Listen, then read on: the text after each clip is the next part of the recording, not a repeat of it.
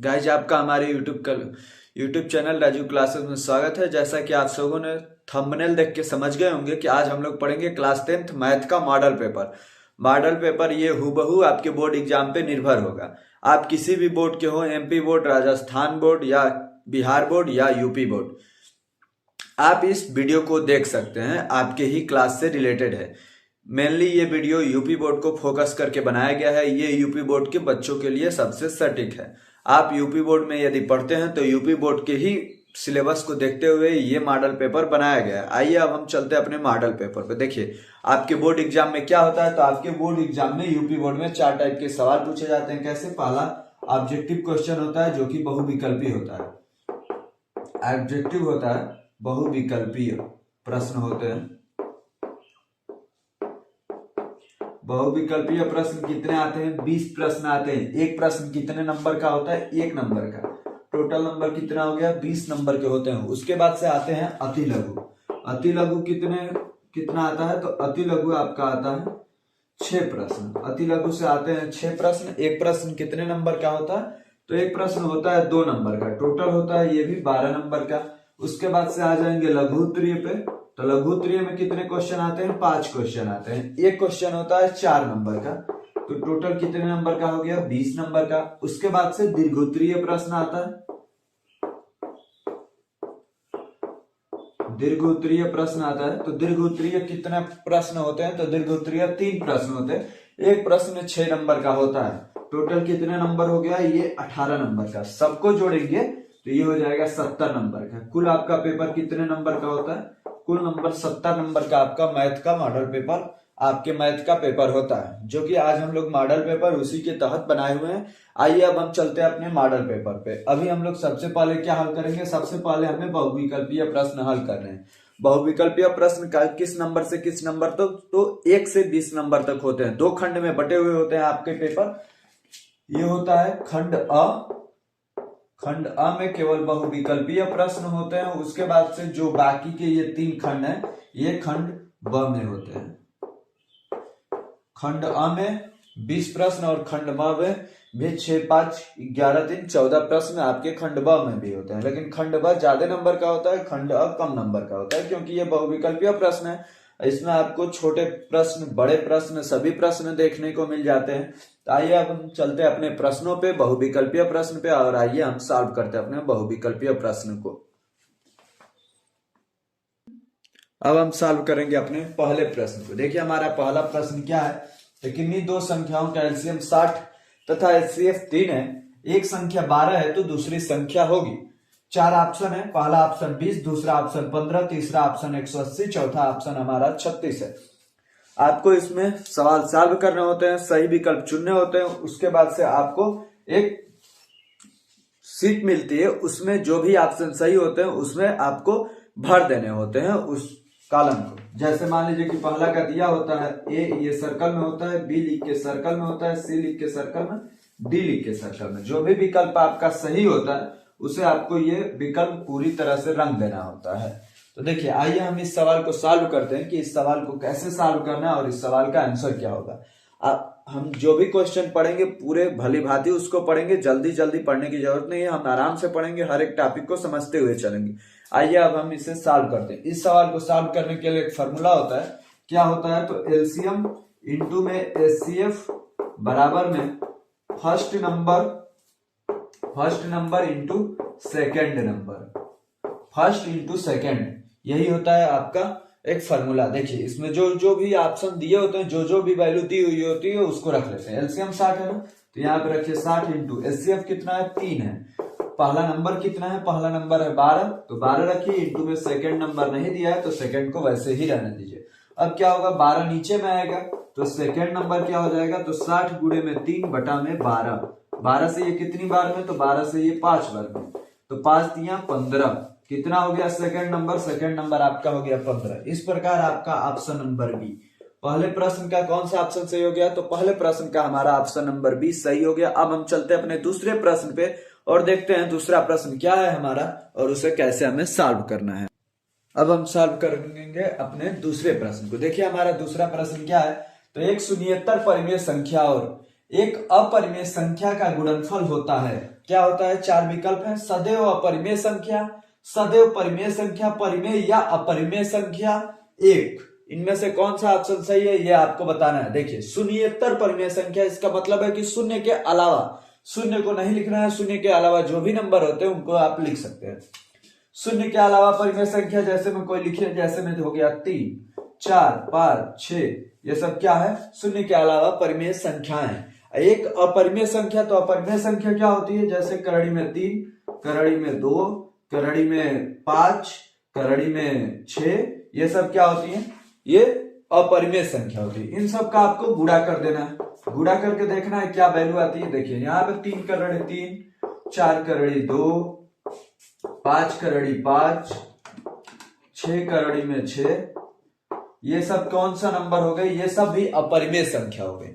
अपरिमेय संख्या होगी मतलब कौन सा ऑप्शन सही हो गया? कौन सा ऑप्शन? तो सदैव अपरिमेय संख्या, ऑप्शन नंबर ए, सेकंड का ऑप्शन नंबर ए हमारा सही हो गया। अब हम चलते हैं अपने तीसरे प्रश्न पे और देखते हैं तीसरा प्रश्न क्या है और उसे हमें कैसे सॉल्व करना है।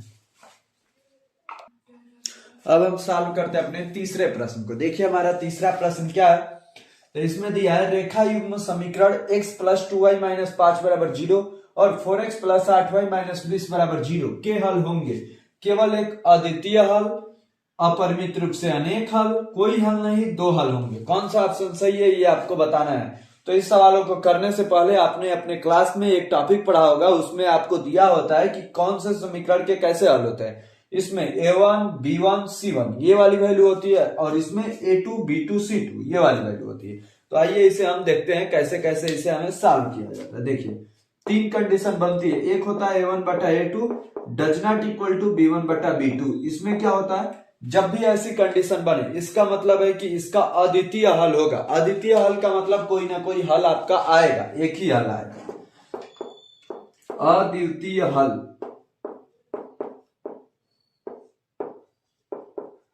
जब ऐसी कंडीशन बनती है तो अद्वितीय हल, ये पहला वाला कंडीशन हो गया। दूसरा वाला कंडीशन क्या होता है कि इसमें a1/a2 तो बराबर b1/b2 होता है, लेकिन दूसरा क्या नहीं होता है, तो c1/c2 बराबर नहीं होता है। a1/a2 बराबर b1/b2 होता है, लेकिन c1/c2 नहीं होता है। जब ऐसी कंडीशन होती है तो इसमें क्या होता है कि कोई भी हल नहीं होता है। ये वाली कंडीशन यहाँ पे फॉलो हो जाती है कि कोई हल नहीं। क्या हो जाता है? कोई हल नहीं।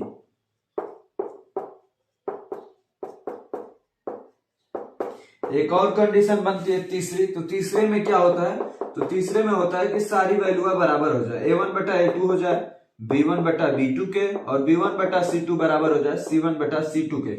इसमें क्या होता है, तो अपरिमित रूप से अनेक हल हो जाते हैं। इसमें क्या हो जाता है, तो इसमें अनेक हल आपको मिलेंगे, अपरिमित रूप से अनेक हल। तो अब आइए ये 3 कंडीशन आप लोग अपने कॉपी में लिख लीजिएगा। अब आइए हम लोग इस सवाल को सॉल्व करते हैं और देखते हैं कि इन तीनों में से किसको यह फॉलो कर रहा है। देखिए ये हो गया, a1 का मान क्या है 1, a2 का मान क्या है 4, b1 का मान क्या है 2, b2 का मान क्या है 8, c1 का मान क्या है -5, c2 का मान क्या है -20। अब जो कटने वाला हो उसे कटाइए। 2 से 8 4 बार में, -5 से -20 4 बार में, क्या होगा 1/4 बराबर 1/4 बराबर 1/4। देखिए a1/a2, b1/b2, c1/c2 सब बराबर हो गए। और जब सब बराबर हो जाते हैं तो क्या होता है, अपरिमित रूप से अनेक हल हो जाते हैं। मतलब कौन सा ऑप्शन सही हो जाएगा, ऑप्शन नंबर बी। तीसरे का कौन सा ऑप्शन सही हो गया, तो तीसरे का हमारा ऑप्शन नंबर बी सही हो गया। यदि आपको वीडियो अच्छे से समझ में आ रहा हो तो आप वीडियो को लाइक कीजिएगा, चैनल को सब्सक्राइब कीजिएगा और वीडियो को शेयर भी कीजिएगा अपने दोस्तों के पास, अपने ग्रुप में, जिससे कि सभी लोग ऐसे पेपरों को देख सकें जैसे उनके बोर्ड एग्जाम में पूछे जाते हैं। यदि आप यूपी बोर्ड के हैं तो आपको तो स्पेशली देखना है, स्टार्टिंग से लेकर एंड तक बिना स्किप किए हुए बने रहना है। अब चलिए हम देखते हैं अपने चौथे प्रश्न को, और आपको अंत में कमेंट बॉक्स में कमेंट भी करना है कि आपने बहुविकल्पीय प्रश्न में से कितने प्रश्न सही किए। इस वीडियो को हम लोग 2 पार्ट में पढ़ेंगे क्योंकि आपको बहुत लंबा भी ना हो जाए, इसलिए आज हम लोग केवल बहुविकल्पीय प्रश्न को हल करेंगे और इसके अगले वीडियो में मतलब कि कल आपको मिल जाएगा कौन सा प्रश्न। जो भी बचे हुए प्रश्न है उन सभी प्रश्नों को हम लोग अगले वीडियो में हल कर लेंगे और फिर से एक दिन और इन दोनों वीडियो को हम मर्ज करके भी अपलोड कर देंगे। तो आइए अब हम चलते हैं अपने चौथे प्रश्न पे और देखते हैं हमारा चौथा प्रश्न क्या है। अब हम सॉल्व करते हैं अपने चौथे प्रश्न को। देखिए हमारा चौथा प्रश्न क्या है, तो वह सबसे बड़ी संख्या जिससे 70 और 125 को विभाजित करने पर क्रमशः शेषफल 5 और 8 प्राप्त होता है। ऑप्शन है आपके पास 4, 13, 65, 875 और 1750। कौन सा ऑप्शन सही है ये आपको बताना है। तो आइए हम सबसे पहले अपने प्रश्न को देखते हैं। जब भी आपको दो शेषफल की बात करें, आपको यदि नहीं भी करने आता हो फिर भी आप इन दोनों में से इन दोनों को बारी बारी घटा दीजिएगा।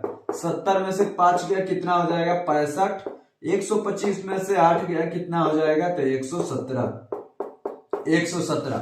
अब सबसे बड़ी संख्या जिससे इनको विभाजित करने पर क्रमशः 5 और 8 शेषफल बचे, तो इन दोनों का आपको क्या करना है, इन दोनों का निकालना है आपको एचसीएफ। एचसीएफ मतलब 65 से 117 में भागा दे दीजिए, कितनी बार जाएगा एक बार, तो यहाँ पे आया 65। अब कितना बचेगा, 7 में से 5 गया 2, 11 में से 6 गया 5, 52 से 65 को भागा देंगे एक बार जाएगा और यहाँ पे 52, 13 बच जाएगा। 13 से 52 को भागा देंगे, ये 4 बार में 52 आ गया और शेषफल में 0 0 आ गया। और जब भी शेषफल 0 आ जाता है तो जिससे डिवाइड करने पर आता है शेषफल 0, वही आपका एचसीएफ हो जाता है। तो यहाँ पर एचसीएफ क्या हो जाएगा आपका 13, मतलब ऑप्शन नंबर ए। फोर्थ प्रश्न का कौन सा ऑप्शन सही हो गया, ऑप्शन नंबर ए। यदि आपको डायरेक्ट आता हो तो आप डायरेक्ट भी कर सकते हैं कि 65 और 117 का एचसीएफ 13 ही होता है, क्योंकि 13 के टेबल में दोनों आता है और उसके अलावा कोई भी कॉमन नहीं होता है। अब हम चलते हैं अपने पांचवें प्रश्न पे और देखते हैं हमारा पांचवा प्रश्न क्या है और उसे हमें कैसे सॉल्व करना है। अब हम सॉल्व करते हैं अपने पांचवें प्रश्न को। देखिए हमारा पांचवा प्रश्न क्या है कि 3 के प्रथम 5 गुणजों का योग है 45, 55, 65, 75। कौन सा ऑप्शन सही होगा ये आपको बताना है। ये तो मतलब इजी है, तो इसको आप डायरेक्ट भी लिख के जोड़ सकते हैं। 3 + 6 + 9 + 12 + 15, ऐसे भी आप जोड़ सकते हैं। कितना हो जाएगा तो 6 3 9, 9 9 18, 18 12 30, 15 45। 45 मतलब कौन सा ऑप्शन सही, ऑप्शन नंबर ए। लेकिन यही जब बड़ा दे दे तब क्या करना है, तो देखिए 3 के प्रथम 5 गुणज ना, तो सबसे पहले 5 तक की संख्याओं का योग निकालिए। क्या होता है फॉर्मूला, n प्राकृतिक संख्याओं का योग, तो n n+1/2। तो 5 बोला था तो 5 इंटू में 5 1 6, तो 6 बटा में 2, 2 से 6 3 बार में अपान 3 15। अब जिसका भी गुणज बोला है उससे गुणा कर दीजिए। 3 का बोला है 15 × 45, 4 का बोला होता 4 15 है 60, 5 का बोला होता तो 15 5 75। आप ऐसे कर सकते हैं, कितना भी गुणज दे दे सबका निकाल लेंगे आप इसी फॉर्मूले के आधार पे। तो इस प्रकार से हमने अपने पांचवें प्रश्न को भी कंप्लीट रूप से सॉल्व कर लिया। अब हम चलते हैं अपने छठवें प्रश्न पे और देखते हैं छठवां प्रश्न कैसे हमें सॉल्व करना है। अब हम सॉल्व करते हैं अपने छठवें प्रश्न को। देखिए छठवां प्रश्न क्या है, तो द्विघात समीकरण 2x² - 4x + 3 = 0 के बारे में निम्न कथनों पर विचार कीजिए।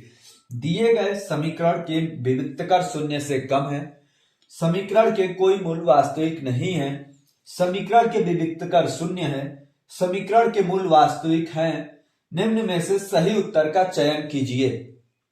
फर्स्ट और सेकंड सही है कि फर्स्ट और फोर्थ सही है कि थर्ड और फोर्थ सही है कि केवल फर्स्ट सही है, ये आपको बताना है। देखिए सबसे पहले आपको इस विविक्तकर के बारे में सोचना है। विविक्तकर होता क्या है, तो विविक्तकर को डी से दिखाते हैं और डी इक्वल टू क्या होता है, तो विविक्तकर डी इक्वल टू होता है b² - 4ac। d equal to क्या होता है, b² - 4ac।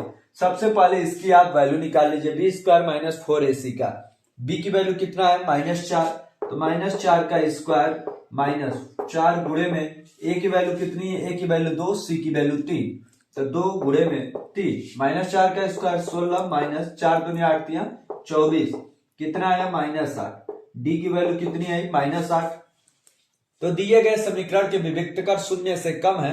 हाँ, तो विविक्तकर शून्य से कम है, तो शून्य से कम है मतलब फर्स्ट वाला सही हो गया, मतलब जिसमें फर्स्ट है वो वाला ऑप्शन सही होगा, अन्यथा दूसरा ऑप्शन गलत होगा। तो सी वाला आपका ऑप्शन गलत हो जाएगा। अब देखिए इस डी के ऊपर क्या निर्भर करता है, यदि डी की वैल्यू 0 से बड़ी है, यदि डी की वैल्यू 0 से बड़ी है तो इसमें जो आता है कि दो भिन्न वास्तविक मूल होंगे, वास्तविक मूल तो होंगे और दोनों अलग अलग होंगे। यदि डी की वैल्यू 0 के बराबर होगी तब क्या होगी, वास्तविक मूल होंगे और दोनों वास्तविक मूल बराबर होंगे। जब भी डी की वैल्यू 0 से छोटी होगी तो क्या होगा, दो वास्तविक मूल्य नहीं होंगे, इसके वास्तविक मूल्य नहीं होंगे, और वास्तविक मूल्य नहीं होंगे तो कोई मूल्य वास्तविक नहीं है। देखिए ये वाला ऑप्शन आपका सही हो जाएगा कि समीकरण के कोई मूल्य वास्तविक नहीं है। जब भी डी का मान 0 से छोटा हो जाता है तो मूल्य वास्तविक नहीं, इसमें मूल्य वास्तविक होता है, इसमें भी मूल्य वास्तविक, इसमें वास्तविक नहीं होता है, और इसमें दोनों बराबर होते हैं, इसमें दोनों अलग अलग होते हैं। समीकरण के विविक्तकार शून्य है तो शून्य नहीं है, ये वाला थर्ड वाला गलत। समीकरण के मूल्य वास्तविक है, मूल्य वास्तविक नहीं है, मूल्य आपके काल्पनिक है, तो फोर्थ वाला भी गलत। तो फर्स्ट और सेकंड आपका सही है, मतलब ए वाला ऑप्शन आपका सही हो गया। कौन सा ऑप्शन? ए वाला ऑप्शन। 6वें प्रश्न का ऑप्शन नंबर ए हमारा सही हो गया। अब हम चलते अपने 7वें प्रश्न पे। अब हम 7वें प्रश्न को अपना हल करते हैं। देखिए 7वां प्रश्न क्या है, AOBC एक आयत है जिसके तीन शीर्ष A03 O00 और B जो है 5 जीरो है, इसका विकर्ण है। विकर्ण की लंबाई क्या है? 5 है कि -2 है कि करड़ी में 34 है कि 4 है, ये आपको बताना है। तो आइए हम सबसे पहले एक आयत बनाते हैं जिसके 4 किनारे लिख लेते हैं, A, O, B और C। A की वैल्यू क्या है? 0,3, तो 0,3 इसके निर्देशांक 0,0 और इसके निर्देशांक 5,0 है। B के निर्देशांक 5,0 है। आपको क्या बताना है? विकर्ण की लंबाई।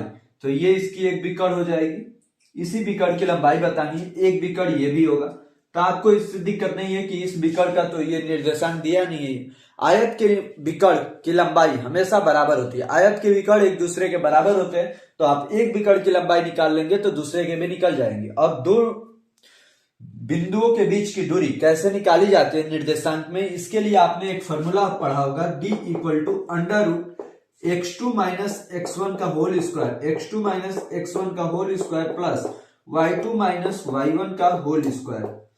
यह आपने पढ़ा होगा एक निर्देशांक वाले चैप्टर में। तो आइए इसको हम सॉल्व करते हैं। x2 का मान क्या है? x2 का मान 5 है, तो 5 - 0 का स्क्वायर प्लस y2 का मान क्या है? तो y2 का मान 0 है, -3 का स्क्वायर। अब 5 का स्क्वायर क्या हो जाएगा? √25, और ये तो हो जाएगा -3 का स्क्वायर प्लस 9, 25 9 कितना हो जाएगा? 34। तो कितना आया? करड़ी में 34। कौन सा ऑप्शन सही हो गया? Option number C. 7वें प्रश्न का कौन सा ऑप्शन सही हो गया? तो 7वें प्रश्न का ऑप्शन नंबर सी हमारा सही हो गया। अब हम चलते अपने 8वें प्रश्न पे। अब हम सॉल्व करते हैं अपने 8वें प्रश्न को। देखिए हमारा 8वां प्रश्न क्या है कि यदि समीकरण x² प्लस kx माइनस 5/4 बराबर 0 का एक मूल 1/2 है तो k का मान क्या होगा? 4 ऑप्शन है, 2 - 2 1/4 1/2। इसमें से कौन सा ऑप्शन सही है ये आपको बताना है। देखिए x² प्लस kx माइनस 5/4 बराबर 0।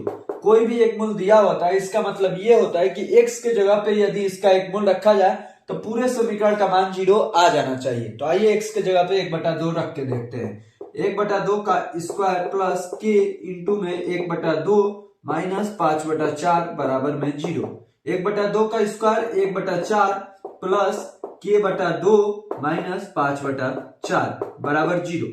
1/4 माइनस 5/4 क्या होगा? -4/4। एक में से 5 गया, 1 - 5 कितना होगा? -4/4। तो k/2 -4/4 बराबर में 0। 4 से 4 कट गया तो 1 हुआ, 1 उधर जाएगा तो प्लस हो जाएगा।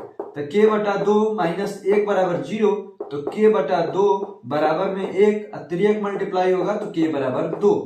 कितना मान आया k का? k का मान आ गया आपका 2। कौन सा ऑप्शन सही हो गया? तो 8वें प्रश्न का ऑप्शन नंबर ए हमारा सही हो गया।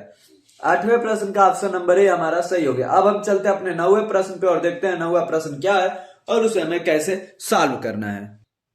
अब हम सॉल्व करते हैं अपने 9वें प्रश्न को। देखिए क्या है, दो त्रिभुज समरूप होते हैं। कब कब समरूप होते हैं? यदि इनके संगत कोण बराबर हो, इनकी संगत भुजाएं एक ही अनुपात में होती हैं, उपयुक्त दोनों कि इनमें से कोई नहीं। कौन सा ऑप्शन सही होगा ये आपको बताना है। दो त्रिभुज समरूप होते हैं, दोनों त्रिभुज मतलब समान रूप के होते हैं यदि इनके संगत कोण बराबर हो। हाँ सही है। इनकी संगत भुजाएं एक ही अनुपात में होती हैं। हाँ ये भी सही है। सी है उपयुक्त दोनों। जब ये दोनों सही है तो सी वाला ऑप्शन भी सही हो जाएगा। डी इनमें से कोई नहीं, तो ये वाला तो ऑप्शन गलत है क्योंकि इनमें तो ऑप्शन है। तो कौन सा ऑप्शन सही? Option number C. 9वें प्रश्न का ऑप्शन नंबर सी हमारा सही हो गया। अब हम चलते हैं अपने प्रश्न संख्या 10 पे। अब हम सॉल्व करते हैं अपने 10वें प्रश्न को। देखिए क्या है, यदि एक समकोण त्रिभुज एबीसी में कोण सी बराबर 90, एसी बराबर 3 सेंटीमीटर और बीसी बराबर 4 सेंटीमीटर है, तो बिंदु सी से जाने वाली माध्यिका की माप है।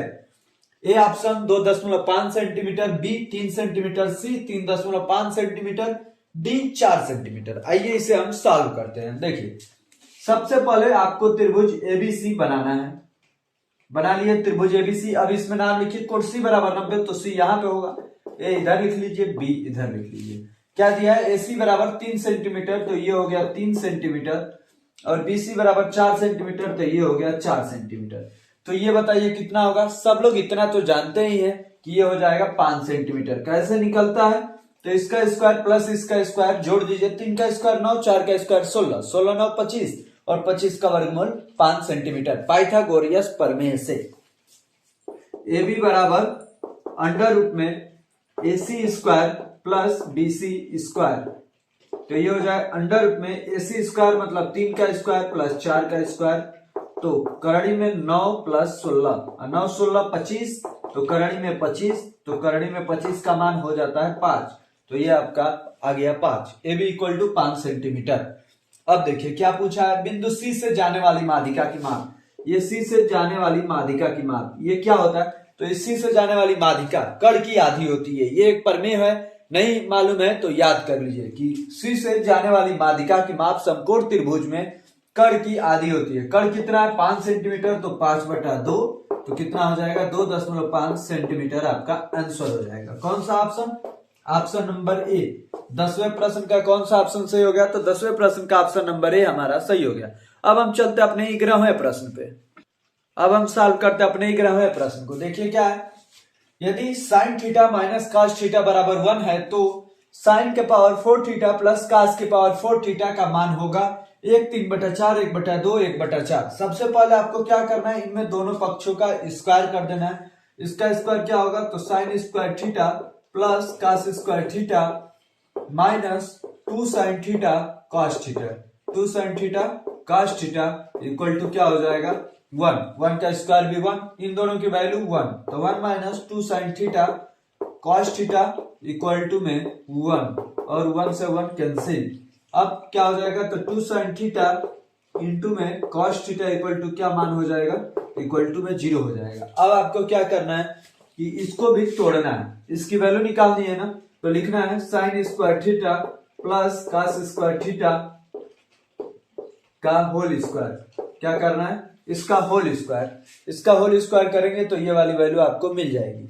तो साइन के पावर 4 थीटा, साइन के पावर 4 थीटा प्लस कॉस के पावर 4 थीटा, और इसमें वैल्यू बढ़ रही है 2 sign square theta cos square theta. तो अब आप कहेंगे कि ये वैल्यू बढ़ गई, तब तो गड़बड़ हो गई, तो इसमें से घटा दीजिए -2 sign square theta cos square theta. देखिए अब आपकी वैल्यू अच्छी हो जाएगी, आपकी वैल्यू में कोई दिक्कत नहीं आएगा। Move -2 sign square theta cos square theta. अब इसमें जोड़े हैं तो घटाना भी है, तो -2 sign square theta cos square theta. देखिए तो इसमें आपको अब दिक्कत होने लगेगी, तो देखिए इससे तो ये कट जाएगा, लेकिन आपकी वैल्यू क्या करनी है, साइन के पावर 4 थीटा प्लस कॉस के पावर 4 थीटा की वैल्यू निकालनी थी। तो sine square theta plus cos square theta का होल स्क्वायर तो किए, तो sine square theta plus cos square theta का मान कितना हो जाता है 1। कितना मान हो जाता है 1, तो इसके जगह पे रखिएगा आप 1। देखिए कोई भी मान में अंतर नहीं पड़ रहा है, ये आ जा रहा है वैसा ही, इसलिए आपको करके दिखाया गया है कि इससे ये वाली वैल्यू कट जाएगी और ये वाली वैल्यू आपकी आ जाएगी।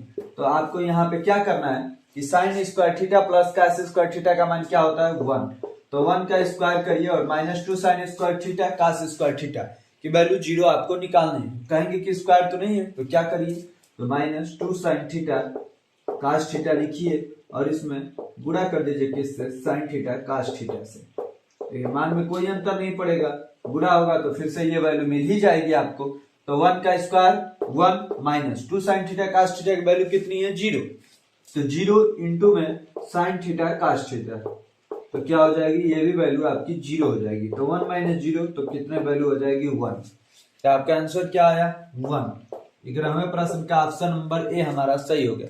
अब हम चलते हैं अपने 12वें प्रश्न पे और देखते हैं 12वां प्रश्न क्या है और उसे हमें कैसे सॉल्व करना है। अब हम सॉल्व करते हैं अपने 12 नंबर प्रश्न को। देखिए हमारा 12 नंबर प्रश्न क्या है कि साइन 2a बराबर 2 साइन ए तब सत्य होता है जबकि ए बराबर है 0 डिग्री, 30 डिग्री, 45 डिग्री, 60 डिग्री। इसका एक मान होता है, यदि आपको फॉर्मूला याद होगा साइन 2a का तो उस पर इजी से सॉल्व हो जाएगा। Sign 2a equal to formula होता है 2 sine A cos A, 2 sine A cos A. तो अब देखिए इसके जगह पे इस वाली वैल्यू को रखिएगा तो 2 साइन ए कॉस ए तो इक्वल टू क्या हो जाएगा, इक्वल टू दिया हुआ है sine 2a equal to 2 sine a, तो यहाँ पर रखिए 2 साइन ए, 2 साइन ए से 2 साइन ए कैंसिल हो गया तो क्या बचा cos a इक्वल टू 1 और cos a में cos कितने डिग्री का मान 1 होता है तो 0 डिग्री का मान 1 होता है तो cos a equal to cos 0 degree, cos 0 degree.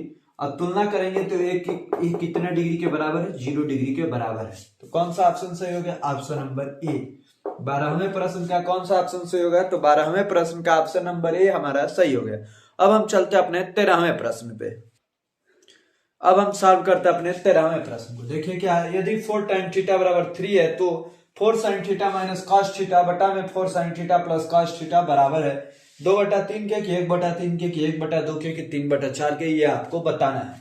देखिए ये दिया है 4 tan थीटा बराबर 3, जब 3 दिया है तो tan थीटा बराबर हो जाएगा 3/4। क्या हो जाएगा 3/4। अब आपको यहां से कड़ की वैल्यू नहीं निकालनी है, आप डायरेक्ट भी कर सकते हैं। कैसे, तो देखिए 4 sin theta minus cos theta, जो भी वैल्यू दी हुई है सब में कॉस थीटा से आप डिवाइड कर दीजिए, ऊपर भी नीचे भी कोई मान में अंतर नहीं पड़ेगा। तो यहाँ पे लिखिए कॉस थीटा, यहाँ भी लिखिए कॉस थीटा और बटा में लिखिए अब इसी ये तो 4 sin थीटा बटा में लिख दीजिए कॉस थीटा और इधर में लिख दीजिए प्लस कॉस थीटा बटे में कॉस थीटा। तो इससे ये कैंसिल हो गया और साइन थीटा बटा कॉस थीटा क्या हो जाएगा tan थीटा। तो क्या हो जाएगा 4 tan थीटा माइनस में 1 बटे में 4 tan थीटा प्लस में 1।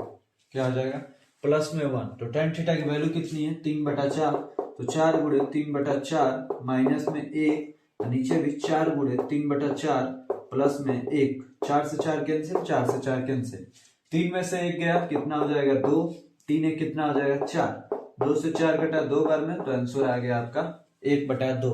कौन सा ऑप्शन सही हो गया, ऑप्शन नंबर सी।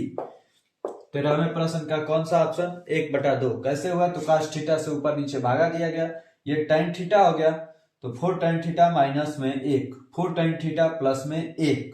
अब tan थीटा के जगह पर रखा गया 3/4, 4 से 4 कट गया, 3 में से 1 गया 2 हो गया, यहाँ भी 4 से 4 कट गया, 3 1 4 हो गया, 2 से 4 कटा 2 बार में तो 1/2 आपका आंसर आ गया। अब हम चलते हैं अपने 14 नंबर प्रश्न पे। अब हम सॉल्व करते हैं अपने 14 नंबर प्रश्न को। देखिए क्या है, sec a plus tan a 1 minus sin a का मान होगा sec a sin a cosec a cos a। कौन सा ऑप्शन सही है ये आपको बताना है। तो देखिए आइए इसको सॉल्व करते हैं। सॉरी sec a है ना, sec a प्लस में tan a इंटू में 1 माइनस sin a, तो ये हो जाएगा 1/cos a प्लस में sin a बटा में cos a, इधर हो जाएगा 1 माइनस sin a, तो ये हो जाएगा 1 प्लस sin a बटा में cos a, अब 1 माइनस sin a। अब देखिए इसके नीचे कुछ नहीं है तो 1 है, अब ऊपर ऊपर गुणा होगा, नीचे नीचे भी गुणा होगा, a plus b a minus b क्या हो जाएगा 1 में a square minus b square, अब बटे में cos a। 1 minus sine square a equal to क्या होता है cos स्क्वायर a, ये हो जाएगा cos स्क्वायर a बटे में cos a। ऊपर में 2 cos है, नीचे में 1 cos a है, तो 1 से 1 कट जाएगा तो क्या आंसर आएगा आपका cos a। cos a मतलब कौन सा ऑप्शन सही हो गया, तो ऑप्शन नंबर डी। कौन सा ऑप्शन, ऑप्शन नंबर डी। अब हम चलते हैं अपने 15वें प्रश्न पे और देखते हैं 15वां प्रश्न क्या है और उसे हमें कैसे सॉल्व करना है। करते हैं अपने 15 नंबर प्रश्न को। देखिए हमारा 15 नंबर प्रश्न क्या है, यदि त्रिज्या 8 सेंटीमीटर वाले एक वृत्त के एक त्रिज्य खंड का कोण थीटा डिग्री है, त्रिज्य खंड का क्षेत्रफल है। पहला ऑप्शन है पाई आर स्क्वायर थीटा बटा 360, दूसरा ऑप्शन है पाई आर स्क्वायर थीटा बटा 180, 2πr/θ/360, 2πr/θ/180। इसी का आपको इसमें से कौन सा ऑप्शन सही है ये आपको बताना है। ये डायरेक्ट फॉर्मूला है त्रिज्यखंड का क्षेत्रफल का। एक वृत्त का क्षेत्रफल क्या होता है, पाई आर स्क्वायर। और त्रिज्यखंड की जब बात करें तो जितने थीटा डिग्री की बात करेगा उतना बटा में टोटल 360 डिग्री। यही वाला ऑप्शन आपका सही हो जाएगा, ऑप्शन नंबर ए। 15 नंबर प्रश्न का ऑप्शन नंबर ए सही हो जाएगा। ये तो दोनों परिधि के लिए हैं, तो इसलिए ये दोनों ऐसे ही गलत हो जाते हैं। इन दोनों में कंफ्यूजन होता है आपको, तो 360 डिग्री वाला ही सही होता है। 15 नंबर प्रश्न का ऑप्शन नंबर ए हमारा सही हो गया। अब हम चलते अपने 16 नंबर प्रश्न पे। अब हम सॉल्व करते अपने 16 नंबर प्रश्न को। देखिए हमारा 16 नंबर प्रश्न क्या है, एक सुराही निम्नलिखित का संयोजन है। सुराही कैसा होता है यही आपको बताना है। एक गोला और एक बेलन, एक अर्धगोला और एक बेलन, दो अर्धगोले, एक बेलन और एक शंकु। आइए सबसे पहले हम सुराही को बनाते हैं। सुराही एक नीचे में ये सर्कल टाइप का होता है, सर्कल नहीं होता है, बीच से थोड़ा सा कटा होता है, उसके ऊपर ये बेलना आकार का लगा होता है। तो ये क्या हो गया, ऊपर में एक बेलन हो गया, एक बेलन, और ये एक गोला हो गया। तो एक बेलन एक गोला वाला ऑप्शन सही हो जाएगा, ऑप्शन नंबर ए। 16 नंबर प्रश्न का कौन सा ऑप्शन सही हो गया, ऑप्शन नंबर ए। अब हम सॉल्व करते हैं 17 नंबर प्रश्न को। अब हम सॉल्व करते हैं अपने 17 नंबर प्रश्न को। देखिए क्या, 1 से 10 तक की धनात्मक विषम संख्याओं का माध्य होगा 2, 4, 3, 5। इसमें से कौन सा ऑप्शन सही है यही आपको बताना है। माध्य का मतलब एक और होता है, माध्य को औसत भी कहा जाता है, माध्य को औसत भी कहा जाता है।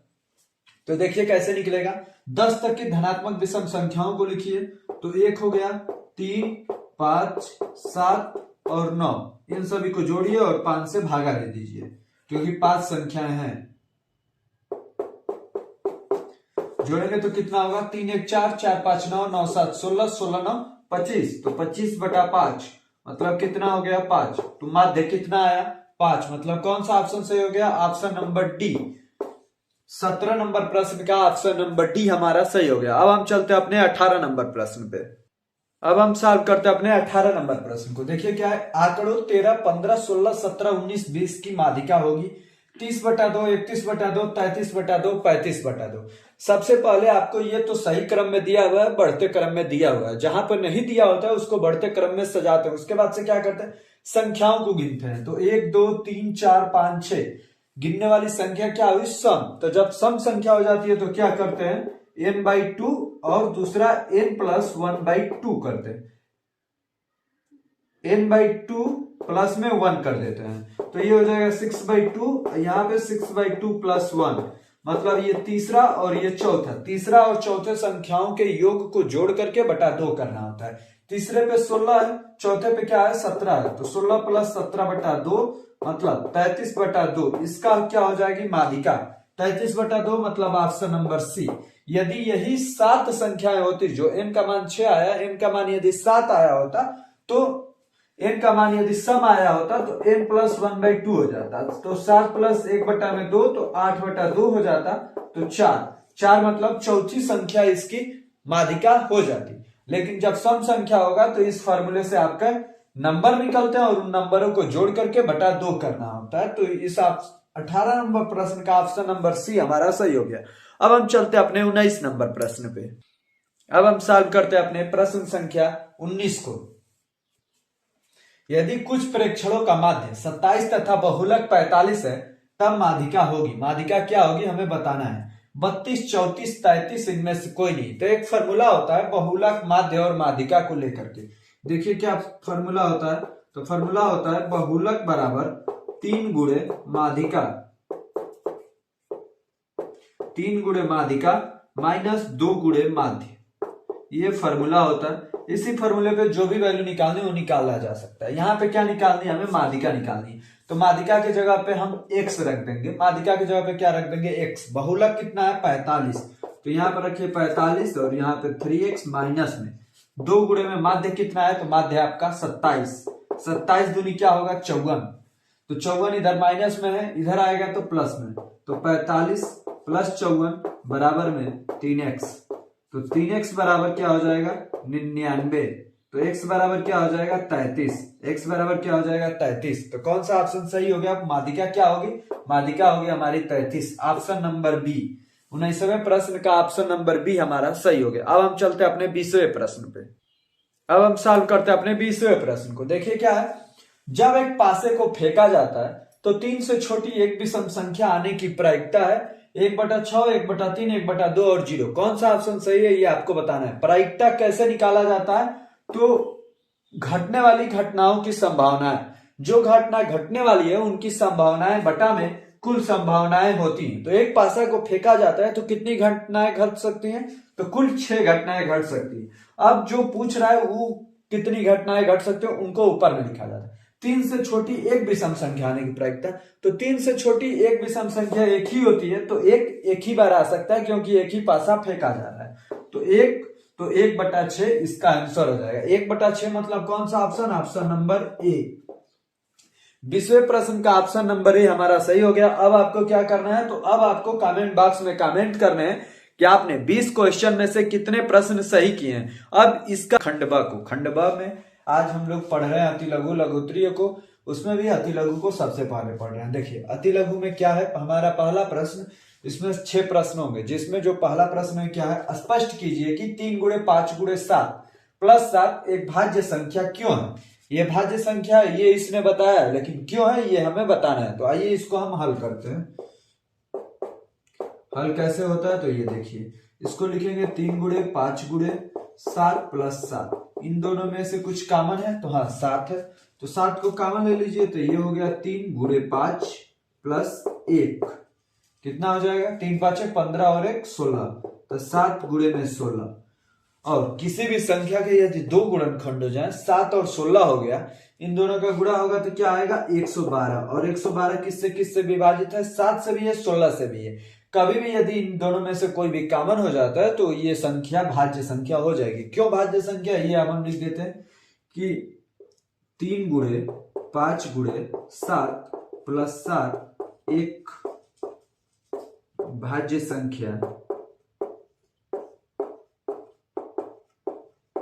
एक भाज्य संख्या है, क्योंकि एक और स्वयं को छोड़कर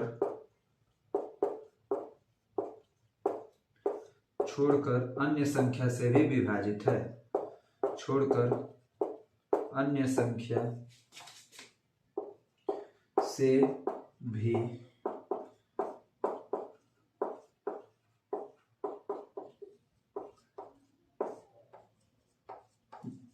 विभाजित है। कभी भी किसी संख्या के यदि दो गुणनखंड से अधिक गुणनखंड है तो वह संख्या भाज्य संख्या होती है।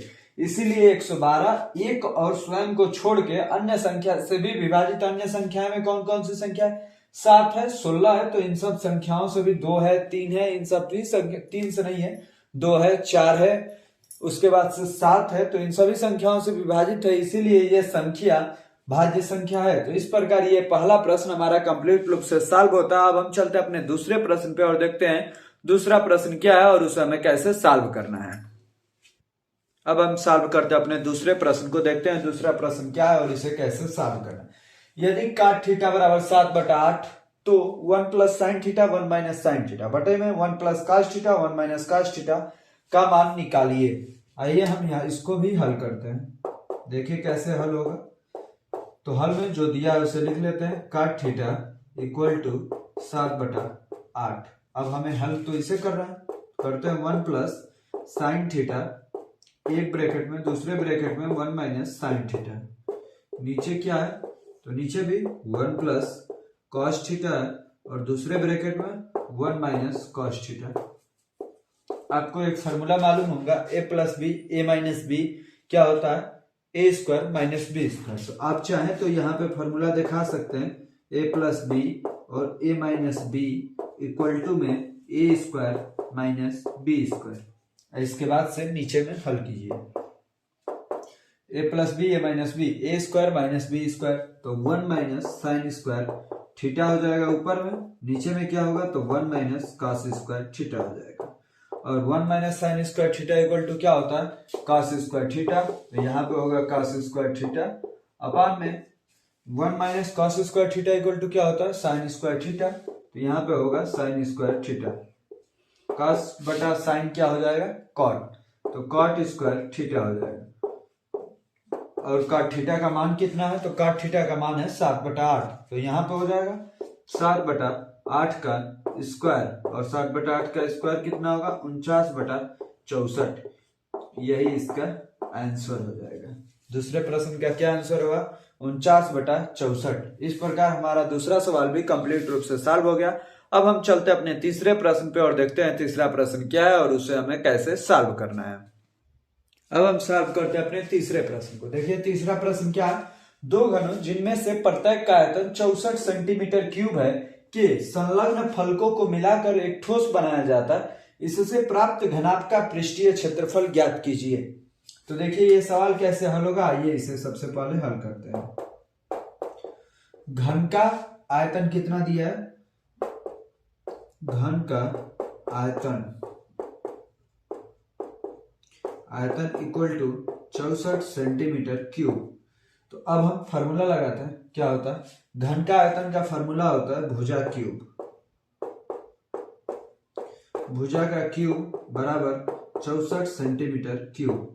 तो भुजा इक्वल टू क्या हो जाएगा, भुजा इक्वल टू इधर वाले का, इधर से क्यूब हटता है तो इधर हो जाएगा घनमूल। तो 64 सेंटीमीटर क्यूब, ये हो गया घनमूल में, घनमूल। तो 64 का घनमूल क्या होता है, 4। तो भुजा इक्वल टू क्या आया, 4 सेंटीमीटर। घन की भुजा कितनी हो गई, 4 सेंटीमीटर। अब देखिए कैसे ये हल होगा। मान लीजिए कि ये एक घन है, एक घन है, ऐसा तो नहीं होता है लेकिन देखिए एज्यूम कीजिए कि मान लीजिए कि यही घन है, एक और घन इसी के साथ में लगा हुआ है।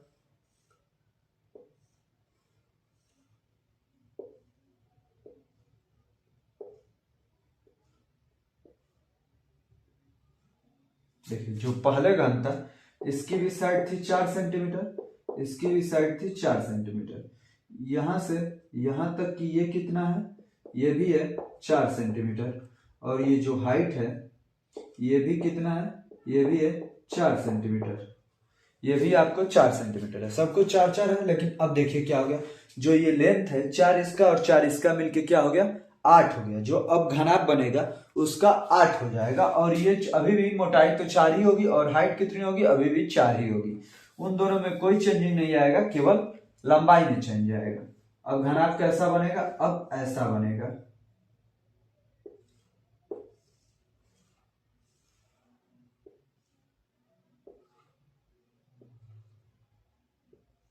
अब घनाभ कैसा बनेगा, ऐसा। ये हो जाएगा 8 सेंटीमीटर, कहां से, इधर से लेकर के यहां तक। ये हो जाएगा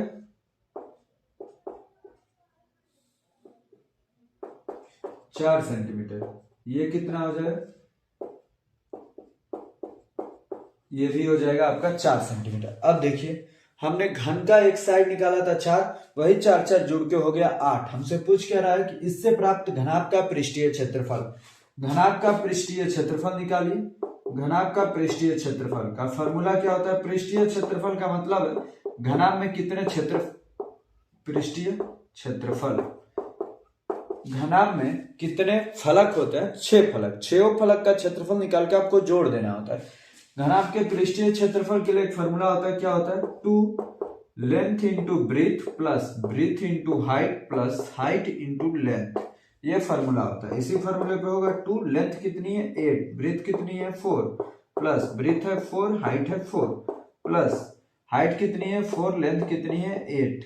तो इसी फॉर्मूले पे आपका आ जाएगा आंसर। ये देखिए 2 8 चौके 32 प्लस 4 चौके 16 प्लस 8 चौके 32। इन सब को जोड़ेंगे तो कितना हो जाएगा 80। तो 2 गुणे में 80, 32 32 64 और 16 80। 2 गुणे 80 कितना आ जाएगा 160। कितना आंसर आया 160 सेंटीमीटर स्क्वायर। जब तक आप इस यूनिट को नहीं लिखेंगे तो आपका सवाल गलत हो सकता है, आपको पूरा में पूरा नंबर नहीं मिलेगा। अब 160 सेंटीमीटर स्क्वायर यदि लिखे हैं तो आपको 2 नंबर कंफर्म मिलेगा, यदि ऐसे आपने सवालों को हल किया है तो। ये रहा आपका आंसर। इस सवाल का आंसर क्या रहा, ये रहा।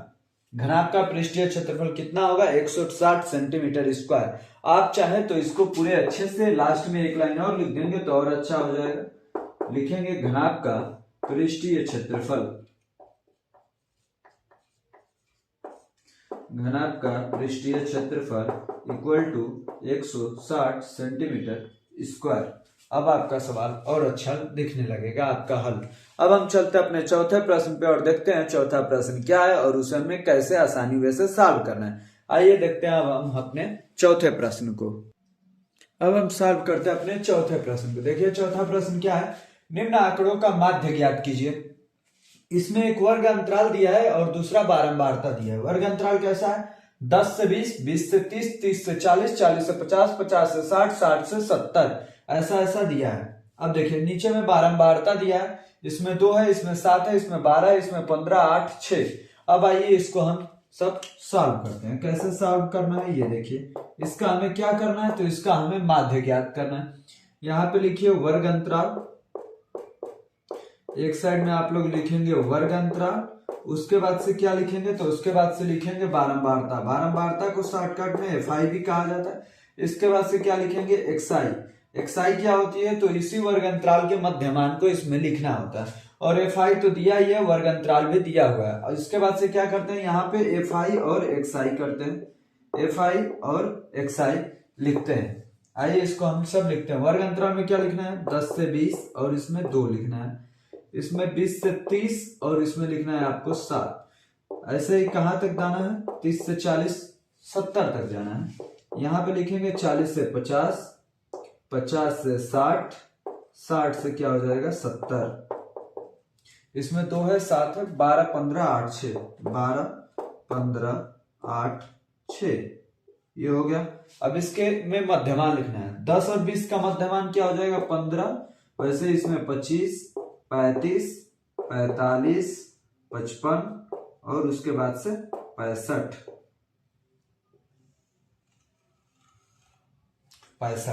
अब देखिए क्या करना होता है आपको, एफ आई एक्स आई का मतलब क्या है, इन दोनों में कोई भी साइन नहीं है, इसका मतलब है कि दोनों में गुणा है, तो दोनों का आपको गुणा कर देना है। तो देखिए 15 दूनी क्या हो जाता है 30, 25 साथ कितना हो जाता है 175, वैसे ही 35 गुणे 12, तो 12 5 60 का 0, 6 लगा से बारते हैं 36, 42, तो 420। 15 गुणे 45, 15 5 75 का 5, 7 लगा से 15 चौके 60 और 7 67।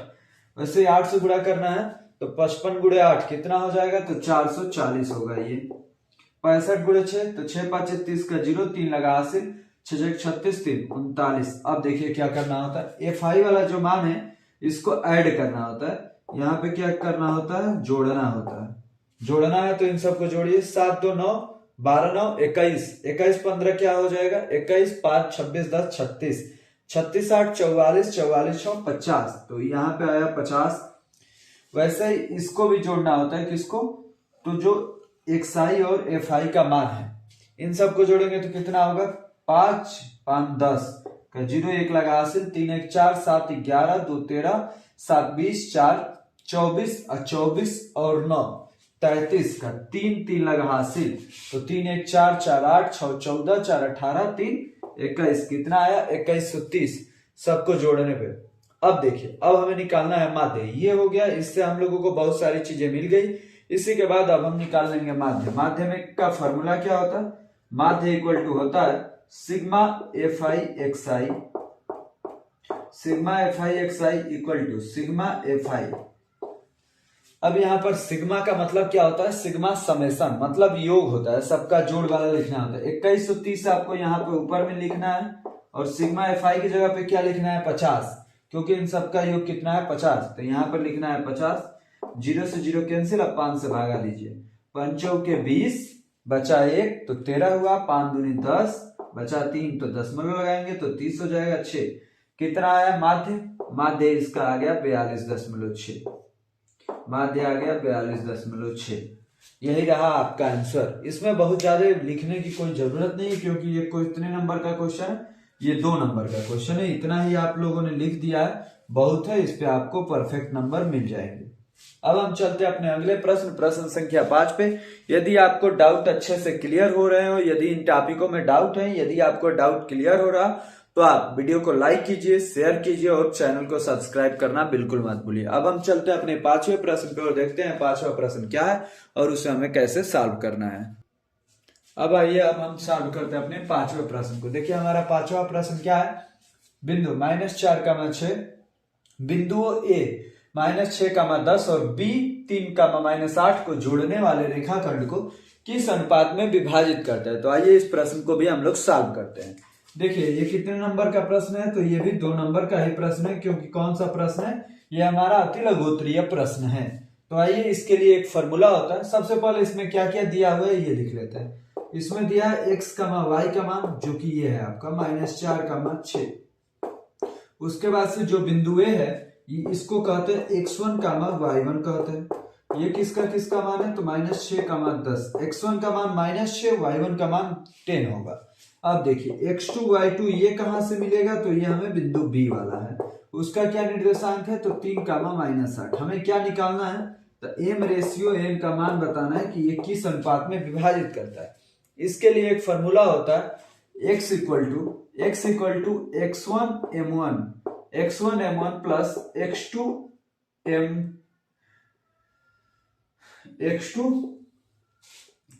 m1 नहीं होता, केवल m होता, x1m प्लस x2m बटा में m प्लस n, ये फॉर्मूला होता है। ऐसा ही y के लिए भी होता है कि y = x1m प्लस में यहाँ पे y1m प्लस में y2n बटा में m प्लस n, ये 2 फॉर्मूले होते हैं।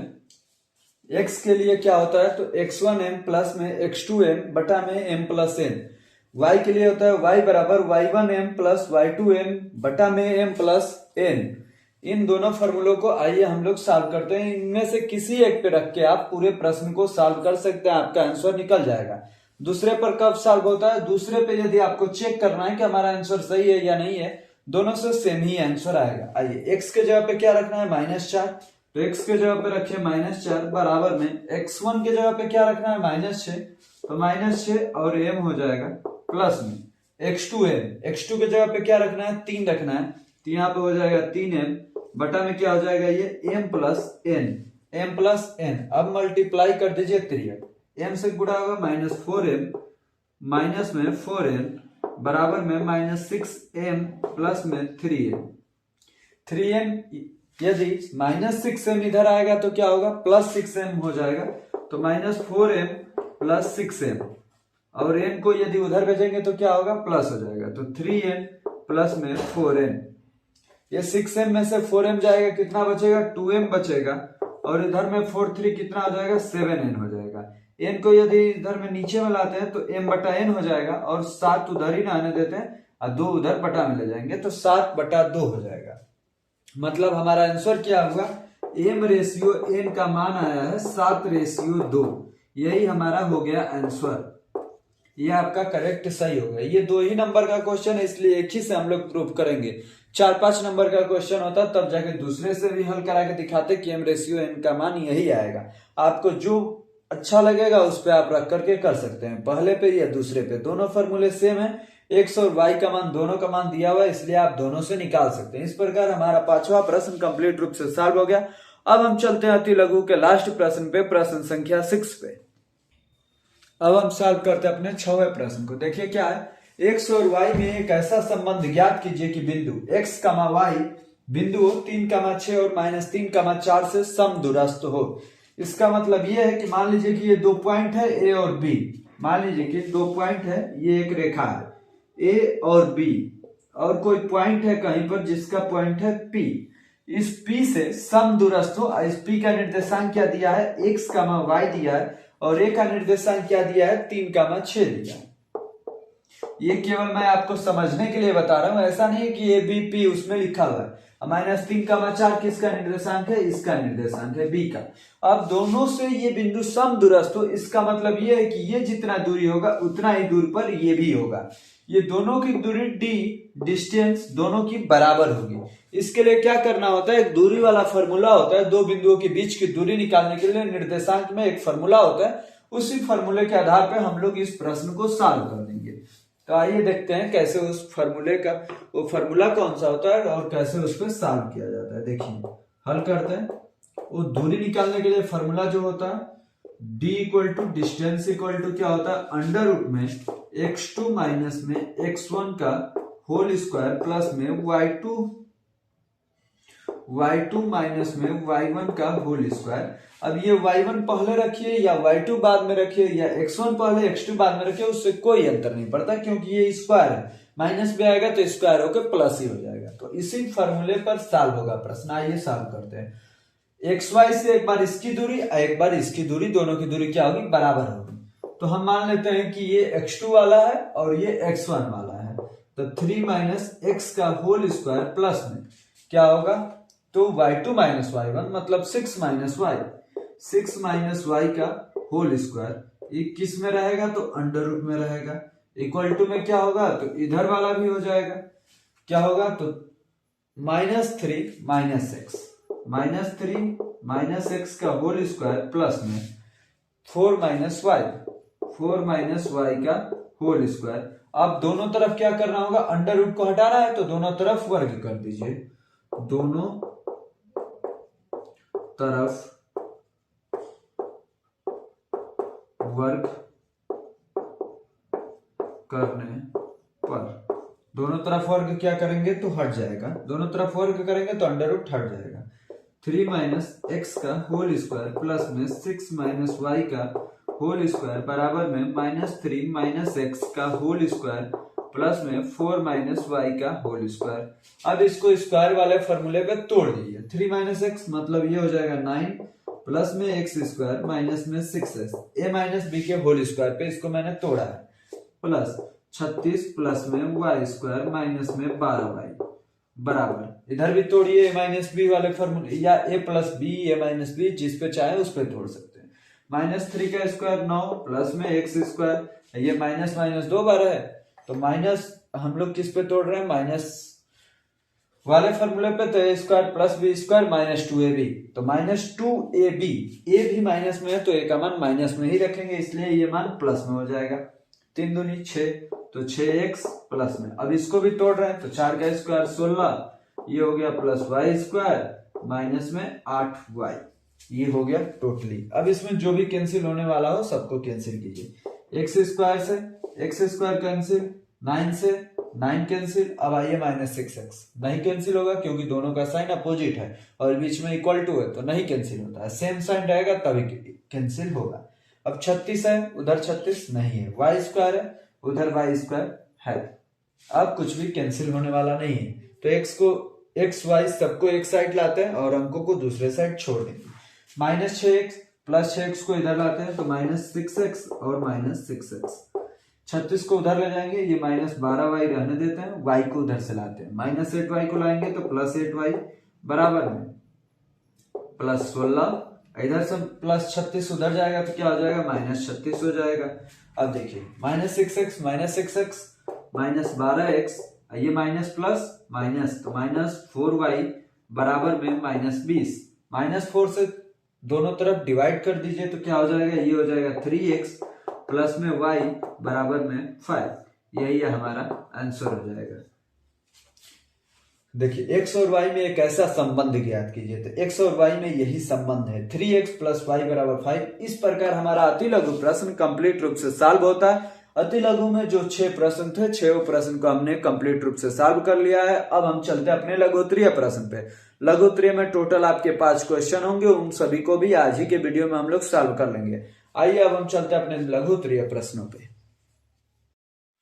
ये रहा हमारा लघुत्तरीय प्रश्नों का पहला प्रश्न। अति लघु हमने कंप्लीट रूप से सॉल्व कर लिया। ये रहा हमारा लघुत्तरीय का पहला प्रश्न। लघुत्तरीय में टोटल 5 प्रश्न रहेंगे, जो कि आपके एक प्रश्न 4 नंबर के होते हैं, इसलिए इसको आपको बहुत ही बारीक से, क्योंकि ये ज्यादा नंबर का, इससे भी ज्यादा नंबर का दीर्घोत्तरीय हो जाता है, एक ही क्वेश्चन 6 नंबर का। आइए इसे हम सॉल्व करते हैं। इसे कैसे आपको हल करना है तो देखिए, सबसे पहले आप क्वेश्चन को पढ़ेंगे कि द्विघात बहुपद 6x स्क्वायर -3 7x के शून्यक ज्ञात कीजिए और शून्यांकों तथा शून्याङ्कों तथा गुणांकों के बीच के संबंध की सत्यता की जांच कीजिए। आइए सबसे पहले इसके हम शून्याङ्कों को ज्ञात करते हैं। इसका बहुपद क्या है? 6x² minus 3 minus 7x। तो 7x को इधर लाइए, तो 6x² माइनस 7x माइनस 3, मतलब गुणा करने पे 18 और घटाने पे 7 है, तो 9 और 2 का पेयर बैठेगा। 6x² minus 9x plus 2x minus में 3, इन दोनों में से क्या कॉमन होगा? 3x कॉमन होगा, तो यहाँ पे बचेगा 2x, यहाँ पे बचेगा माइनस 3। इन दोनों में क्या कॉमन होगा? 1, यहाँ पे बचेगा 2x माइनस 3। इसको एक कोष्टक में रखिए 2x माइनस 3 को, और दूसरे कोष्टक में 3x प्लस 1 को रखिए, 3x प्लस 1। अब देखिए ये जो दो आपके गुणनखंड आए हैं इनको बराबर में 0 करना है आपको। तो 2x माइनस 3 बराबर 0, तो x बराबर क्या हो जाएगा? x बराबर 3/2। यहाँ पे करेंगे 3x प्लस 1 बराबर 0, तो x बराबर क्या हो जाएगा? -1/3। एक आया शून्यांक 3/2, दूसरा शून्यांक आया -1/3। मतलब इसमें अल्फा का मान क्या हो गया? एक अल्फा का मान हो जाएगा, दूसरा आपका बीटा का मान। अल्फा का मान मान लीजिए कि 3/2 और बीटा का मान क्या हो गया? -1/3। अब आपको शून्यांकों तथा गुणांकों के बीच के संबंध की सत्यता की जांच करनी है। तो alpha plus beta equal to क्या होता है? -b/a। इसमें b क्या है? b का गुणांक ये वाला रियल वाला है, क्योंकि इसको ऐसे रूप में रखा जाता है ax² minus bx plus c बराबर 0। तो b के जगह पे क्या है? -7। b के जगह पे रखेंगे हम -7, तो यहाँ पे रख दिए -7, और a के जगह पे क्या रखेंगे? a का मान है हमारा 6, तो a के जगह पे रखेंगे 6। जो b होता है वो x का गुणांक होता है, और जो a होता है x² का गुणांक होता है। अल्फा का मान क्या है? 3/2 प्लस बीटा का क्या मान है? -1/3। ये प्लस माइनस माइनस हो जाएगा, तो 3/2 -1/3, इधर माइनस माइनस प्लस, तो 7/6। अब इन दोनों का लसा कितना होगा? तो 6, ये 2 3 6, 3 3 9, माइनस 3 दूनी 6, तो 2 एकम 2 बराबर 7/6। तो ये हो गया 7/6 बराबर 7/6। तो जितना इधर वाला साइड रहा उतना ही ये भी साइड आ गया। तो इस प्रकार हमारे गुणांकों और शून्यांकों में संबंध की सत्यता की जांच हो गई। एक और गुणांक में चेक करना होता है, अल्फा इंटू बीटा बराबर क्या होता है? अल्फा इंटू बीटा बराबर c/a होता है। अल्फा का मान क्या है? 3/2, तो यहाँ पर रखिए 3/2 गुणे बीटा का मान क्या है? -1/3 बराबर c क्या होता है? अचर पद। अचर पद कितना है? -3, तो यहाँ पे रखिए -3, और a क्या होता है? x² का गुणांक, x² का गुणांक 6, तो यहाँ पे रखिए 6। 3 से 3 कैंसिल हो गया, ये हो गया -1/2, इधर 3 से 6 दो बार में, तो इधर भी -1/2। तो ये देखिए शून्यांकों तथा गुणांकों के बीच हमारे संबंध की सत्यता की जांच भी हो गई। ये आपके शून्यांक निकले और ये सत्यता की जांच हुई। इस प्रकार हमारा पहला प्रश्न कंप्लीट रूप से सॉल्व होता है। अब हम चलते हैं अपने दूसरे प्रश्न पे और देखते हैं दूसरा प्रश्न क्या है और उसे आपको कैसे अपने बोर्ड के पेपर में हल करना है, यदि सेम टू सेम वैसा सवाल आ जाए तो। अब हम सॉल्व करते हैं अपने दूसरे प्रश्न के। लघु उत्तरीय प्रश्न का दूसरा प्रश्न हमारा क्या है? तो दो संख्याओं के वर्गों का अंतर 180 है। छोटी संख्या का वर्ग बड़ी संख्या का 8 गुना है। दोनों संख्याएं ज्ञात कीजिए। आपको इन सवालों को आइए कैसे सॉल्व करना है ये देखिए। सबसे पहले आपको लिखना है कि माना कि बड़ी संख्या x तथा छोटी संख्या y है। यहां पर लिखिए माना कि बड़ी संख्या x तथा छोटी संख्या y तथा छोटी संख्या y है। छोटी संख्या y। अब क्या कहा है? बड़ी संख्या दो संख्याओं के वर्गों का अंतर 180 है। तो बड़ी संख्या के वर्ग में से छोटी संख्या का वर्ग घटा दीजिए, तो x² माइनस y² कितना हो जाएगा? 180 हो जाएगा। ये आपका इक्वेशन नंबर फर्स्ट बना। अब दूसरा क्या कर रहा है? छोटी संख्या का वर्ग। छोटी संख्या क्या है? y। तो y का वर्ग क्या है? छोटी संख्या का वर्ग बड़ी संख्या का 8 गुना है, तो x का 8 गुना है, मतलब 8x हो जाएगा। 8 गुना है। दोनों संख्याएं याद कीजिए, तो ये जो आया Y square equal to 8x, ये इसको मान लीजिए कि समीकरण 2 और वाई स्क्वायर का मान आप समीकरण 1 में रख दीजिए। अब लिखेंगे वाई स्क्वायर का मान समीकरण 1 में रखने पर, समीकरण 1 में रखने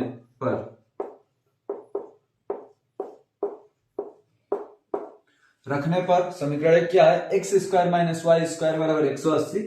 तो एक्स स्क्वायर वाई स्क्वायर की जगह पे क्या रखना है, 8x।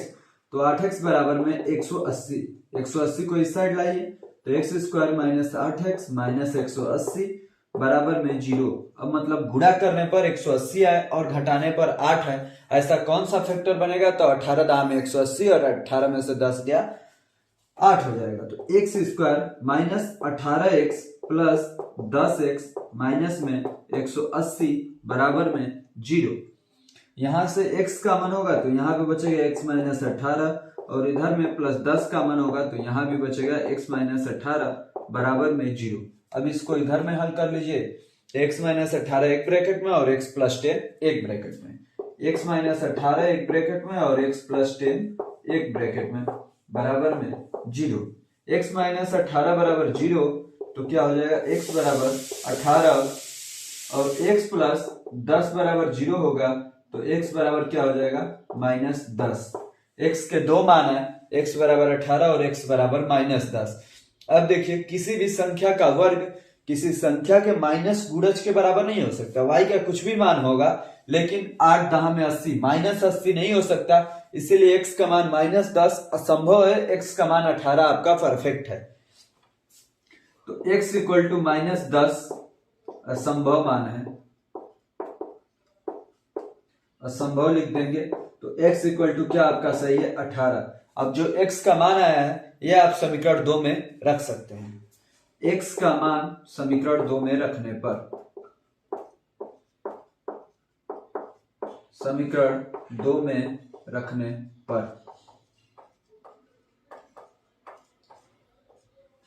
पर देखिए x के जगह पे 18 रखेंगे तो क्या हो जाएगा, वाई स्क्वायर बराबर 18 8 कितना हो जाएगा, 144। तो y का मान क्या हो जाएगा, प्लस माइनस 12। तो दो आंसर आएंगे, एक बार 18 और 12 और दूसरा आंसर होगा 18 माइनस 12। बड़ी संख्या 18 है तो बड़ी संख्या हमेशा 18 रहेगी, छोटी संख्या कभी 12 भी हो सकती है, माइनस 12 भी हो सकती है, दोनों पे आपका आंसर सटीक होगा। तो ये हो गया x इक्वल टू 18 और y equal two plus minus 12। ये रहा है आपके आंसर दोनों, एक संख्या 18 हो गई, दूसरी संख्या प्लस माइनस 12 हो गई। इस प्रकार आपका दूसरा सवाल भी कंप्लीट रूप से सॉल्व होता है। अब हम चलते हैं अपने तीसरे सवाल पे और देखते हैं तीसरा सवाल क्या है और उसे हमें कैसे सॉल्व करना है। अब आइए हम सॉल्व करते हैं अपने तीसरे प्रश्न को, देखते हैं तीसरा प्रश्न क्या है और इसे हमें कैसे सॉल्व करना है। कि सिद्ध कीजिए कि किसी वृत्त के किसी व्यास के सिरों पर खींची गई स्पर्श रेखाएं समांतर होती हैं। तो आइए इसे हम लोग हल करते हैं। हल करने से पहले सबसे पहले आपको फिगर बनाना होगा। एक वृत्त बनाते हैं जिसका केंद्र क्या है, O है, इस पे दो स्पर्श रेखाएं खींचते हैं, एक ऊपर में खींचते हैं और एक नीचे में खींचते हैं। ये हो गया P Q, ये हो गया A B और एक इसमें व्यास खींच देते हैं।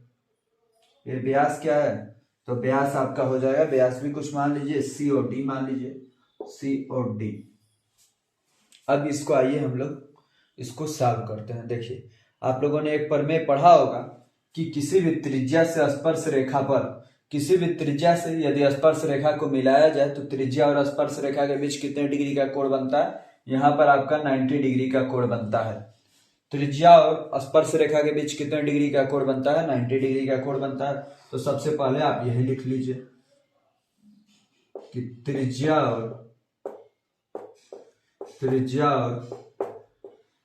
हमेशा स्पर्श रेखा पर लंबवत होती है। त्रिज्या हमेशा स्पर्श रेखा पर लंबवत होती है, स्पर्श रेखा पर लंबवत होती है, स्पर्श रेखा, त्रिज्या हमेशा स्पर्श रेखा पर लंबवत होती है। तो ये बताइए यहाँ पे कितने डिग्री का कोण बनेगा, कोण ODP। कोण O D P equal to 90 degree का कोण बनेगा। जब कोण ओडीपी 90 डिग्री का बन रहा है तो आप इसे लिख सकते हैं कोण सीडीपी भी 90 डिग्री का कह सकते हैं, क्योंकि ये व्यास है एक सीडी, और जब व्यास है तो सीधी लाइन ही है। अतः कोण C D P equal to भी 90 डिग्री हो जाएगा। अब नीचे वाली रेखा पे बात करते हैं। नीचे भी ये त्रिज्या ही है ओसी, तो ये भी त्रिज्या है, तो यहाँ पे भी 90 डिग्री का कोण बन रहा होगा। तो कोण ओसीबी भी 90 डिग्री का है। कोण ओसीबी इक्वल टू 90 डिग्री का हो गया। अब कोण ओसीबी 90 डिग्री का हो गया तो कोण डीसीबी भी 90 डिग्री का हो जाएगा। तो कोण डीसीबी 90 डिग्री का हो गया। अब बताइए, जब ये एक सीधी रेखा है और ये दोनों कोण आपस में बराबर है, मतलब ये दोनों कोण एकांतर कोण हो सकते हैं, तो ये दोनों कोण कैसे कोण हो गए? एकांतर कोण। और जब एकांतर कोण बराबर हैं, इसका मतलब है कि ये दोनों समांतर रेखाएं हैं। इतना ही आपको हल करना है। तो यहाँ पर क्या लिखेंगे कि कोण C D P equal to कोण d c b equal to 90 degree. अतः ये एकांतर कोण है। अतः ये एकांतर कोण है। एकांतर कोण है। एकांतर कोण है, इसलिए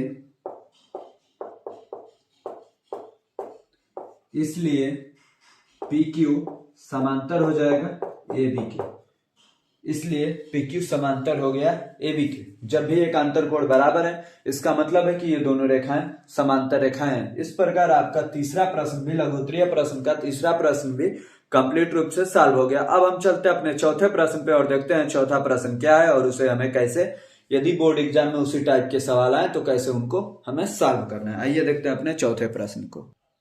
आइए अब हम सॉल्व करते हैं अपने चौथे प्रश्न को। देखिए हमारा चौथा प्रश्न क्या है कि एक थैले में 3 लाल और 5 काली गेंदें हैं। थैले में कितनी गेंदें हैं? 3 लाल है और 5 काली गेंदें हैं। इस थैले में से एक गेंद यादृच्छा निकाली जाती है, मतलब एक थैले में 8 गेंद डाल दी गई है टोटल, उनमें से एक गेंद निकाली जाती है। इसकी प्रायिकता क्या है कि गेंद लाल हो। लाल होने की प्रायिकता क्या है और लाल नहीं होने की प्रायिकता क्या है?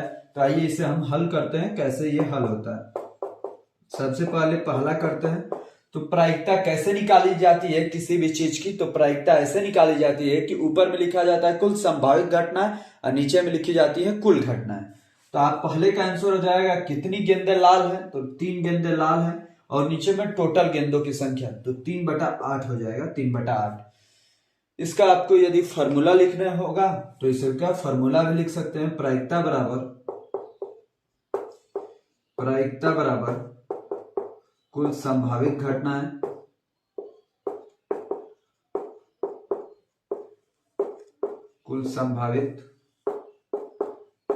घटनाएं बटा में कुल घटनाएं।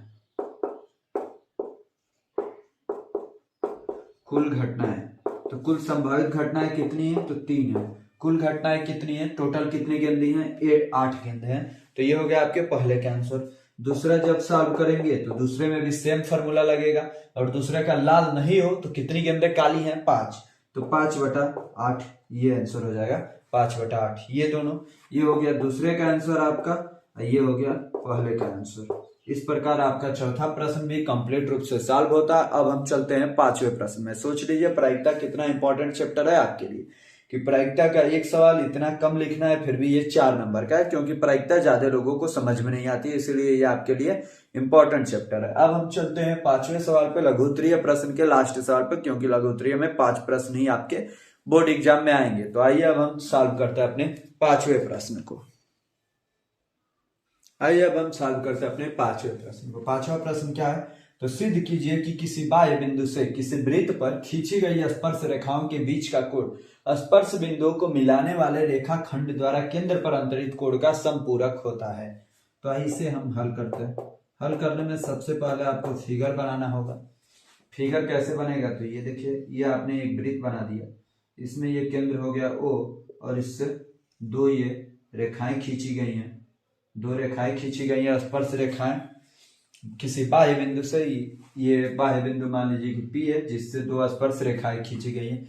खींची गई स्पर्श रेखाओं के बीच का कोण स्पर्श बिंदुओं को मिलाने वाले रेखाखंड, स्पर्श बिंदुओं को मिलाने वाले रेखाखंड, ये भी एक आपने मिलाया है। मिलाने वाले रेखाखंड द्वारा केंद्र पर अंतरित कोण का संपूरक होता है। मतलब आपको ये प्रूफ करना है कि यहाँ पर बना हुआ कोण और यहाँ पर बना हुआ कोण, ये दोनों कोण कैसे हैं? समपूरक हैं। ये दोनों कोण कैसे हैं? समपूरक हैं। मतलब इन दोनों कोणों का योग कितना है? 180 डिग्री है। तो सबसे पहले आपको मालूम है कि किसी भी त्रिज्या द्वारा स्पर्श रेखा पर डाला गया स्पर्श रेखा को मिलाने वाले बिंदु पे वहां पे 90 डिग्री का कोण बनता है। ये हो गया ए और ये हो गया बी। मतलब कोण ओ ए पी कितना हो जाएगा? 90 डिग्री हो जाएगा। तो आइए सबसे पहले इसे हम लिखते हैं कि त्रिज्या और स्पर्श रेखा के बीच, त्रिज्या और स्पर्श रेखा के बीच 90 डिग्री का कोण बनता है। 90 डिग्री का कोण बनता है। कितने डिग्री का कोण बनता है? तो 90 डिग्री का कोण बनता है। त्रिज्या और स्पर्श रेखा के बीच 90 डिग्री का कोण बनता है। इसका मतलब ये हो गया कि कोण ए इक्वल टू भी 90 डिग्री हो गया और कोण बी इक्वल टू भी 90 डिग्री हो गया। इस प्रमेय से ये दोनों चीज हो गए। अब हम लिखते हैं चतुर्भुज ओ ए पी बी में एक चतुर्भुज के सभी कोणों का योग कितना होता है? 360 डिग्री होता है। तो लिखिए कोण ओ प्लस कोण ए प्लस कोण पी प्लस कोण बी बराबर 360 डिग्री। और इसमें मालूम है कि कोण ए 90 है, कोण बी भी 90 है। तो कोण ओ प्लस 90 प्लस कोण पी प्लस 90 बराबर 360। अब इसमें हो जाएगा कोण ओ प्लस में कोण पी प्लस 90 90 180 बराबर में 360। 180 उधर जाएगा तो क्या हो जाएगा? कोण ओ प्लस कोण पी इक्वल टू 180। उधर जाएगा तो माइनस होगा, तो 360 माइनस 180। तो 360 में से 180 जाएगा, कितना बचेगा? 180। तो कोण ओ प्लस कोण पी बराबर में 180 डिग्री। और यही हमें प्रूफ भी करना था कि केंद्र पे अंतरित कोण और स्पर्श बिंदु, जिस बिंदु से स्पर्श रेखाएं खींची गई हैं, इन दोनों कोणों का योग, ये दोनों कोण एक दूसरे के संपूरक होते हैं। इस प्रकार हमारा लघुत्तरीय प्रश्न भी ये रहा। हमारा दीर्घोत्तरीय प्रश्नों का पहला प्रश्न, इसमें एक अथवा भी मिलेगा, दूसरा वाला भी प्रश्न, तो उसको भी हम लोग पहला करके ही करेंगे और अथवा के नीचे दिया रहता है। पहला क्वेश्चन ये, फिर से यहाँ पे अथवा लिखा रहेगा और एक क्वेश्चन और रहेगा। आप दोनों में से कोई एक प्रश्न हल कर सकते हैं, आपको 6 नंबर मिल जाएंगे। तो आइए इसको देखते हैं, ये कैसा है प्रश्न। 2 अंकों की एक संख्या एवं उसके अंकों को उल्टने पर बनी संख्या का योग 66 है। यदि संख्या के अंकों का अंतर 2 हो तो संख्या ज्ञात कीजिए। आइए इसे हम हल करते हैं। हल करने में सबसे पहले आपको क्या करना होगा? सबसे पहले आपको संख्या बनानी पड़ेगी। सबसे पहले इकाई का अंक, दहाई का अंक, ये सब चीजें आपको ध्यान में रखना चाहिए। लिखेंगे यहाँ पे, माना कि दहाई का अंक x तथा इकाई का अंक y है।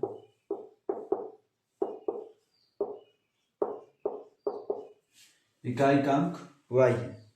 तो संख्या क्या हो जाएगी? तो संख्या हो जाएगी 10 गुणे दहाई वाला अंक मतलब x प्लस y। संख्या हो जाएगी हमारी 10x प्लस y। अब क्या कह रहा है? 2 अंकों की एक संख्या, हम उसके अंकों को उल्टने पर बनी संख्या का योग 66 है। अंकों को पलटने पर बनी संख्या क्या हो जाएगी? अंकों को पलटने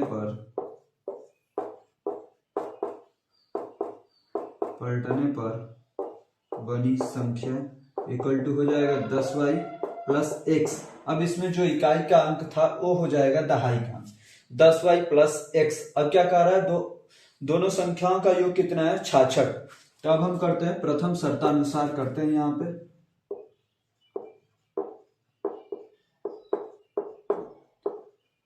प्रथम शर्तानुसार क्या हो जाएगा?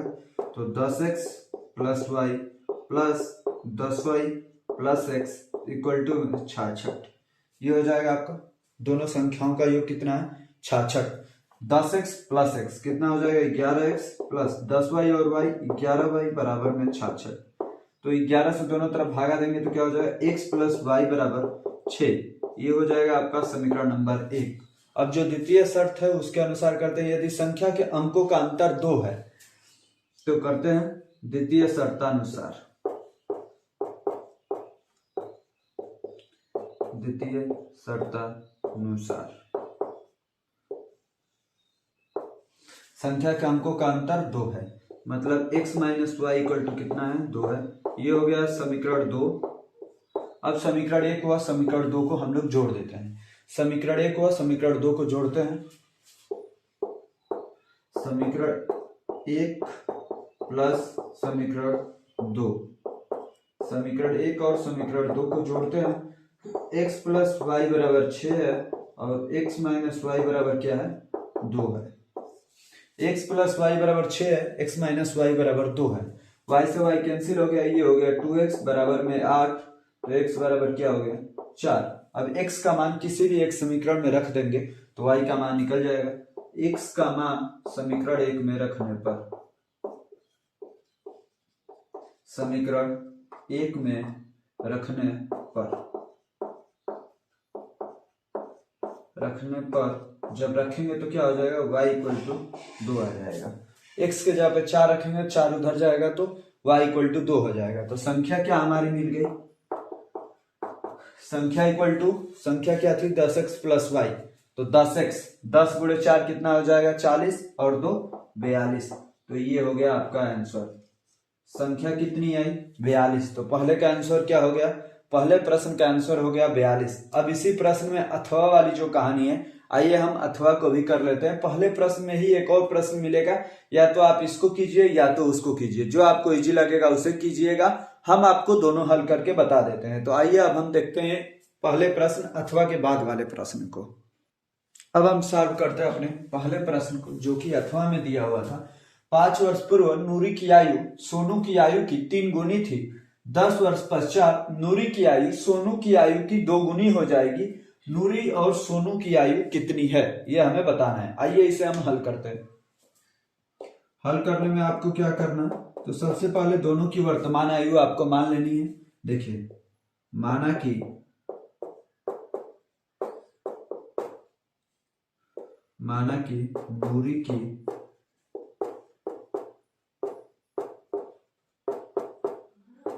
नूरू की वर्तमान आयु x तथा सोनू की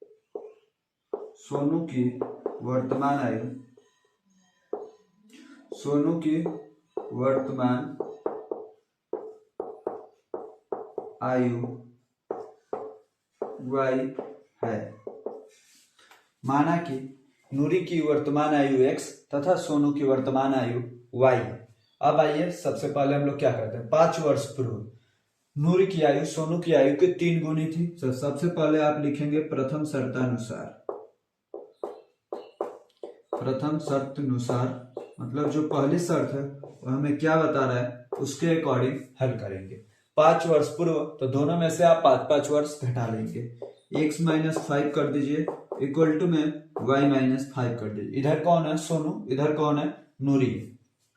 अब देखिए क्या हुआ, नूरी में भी इधर का ही मात्रा रहेगा तो इधर का ही लगा दीजिए। हाँ, 5 वर्ष पूर्व नूरू की आयु सोनू की आयु के 3 गुनी थी। ये 3 गुना था किसका, इसका। मान लीजिए ये 30 था तो ये कितना था, 10 था। यदि ये 5 था तो ये था 15। दोनों बराबर कैसे होगा, जब इसमें हम 3 से मल्टीप्लाई कर देंगे। तो इसमें आप 3 से मल्टीप्लाई कर दीजिए, इसको ऐसे ही रहने दीजिए। अब देखिए, तो ये हो जाएगा x minus 5 equal to 3y minus में 15। अब ये 3y को इधर लाएंगे तो x माइनस 3y हो जाएगा, उधर माइनस 15 रहने दीजिए। 5 को उधर ले जाएंगे तो प्लस 5 हो जाएगा। ये हो जाएगा x minus 3y equal to minus 10। ये समीकरण नंबर 1 हो गया हमारा। समीकरण नंबर 1 क्या बना, x माइनस 3y बराबर माइनस 10। अब द्वितीय शर्तानुसार करते हैं। द्वितीय शर्तानुसार द्वितीय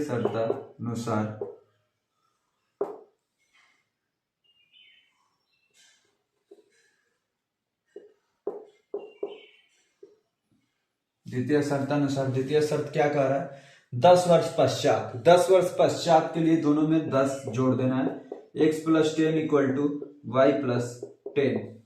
अब क्या करना है, 10 वर्ष पश्चात नूरी की आयु सोनू की आयु की 2 गुनी हो जाएगी। अब ये 2 गुना है, 2 गुना है मतलब ये 20 है तो ये 10 है, यदि ये 50 है तो ये 100 है।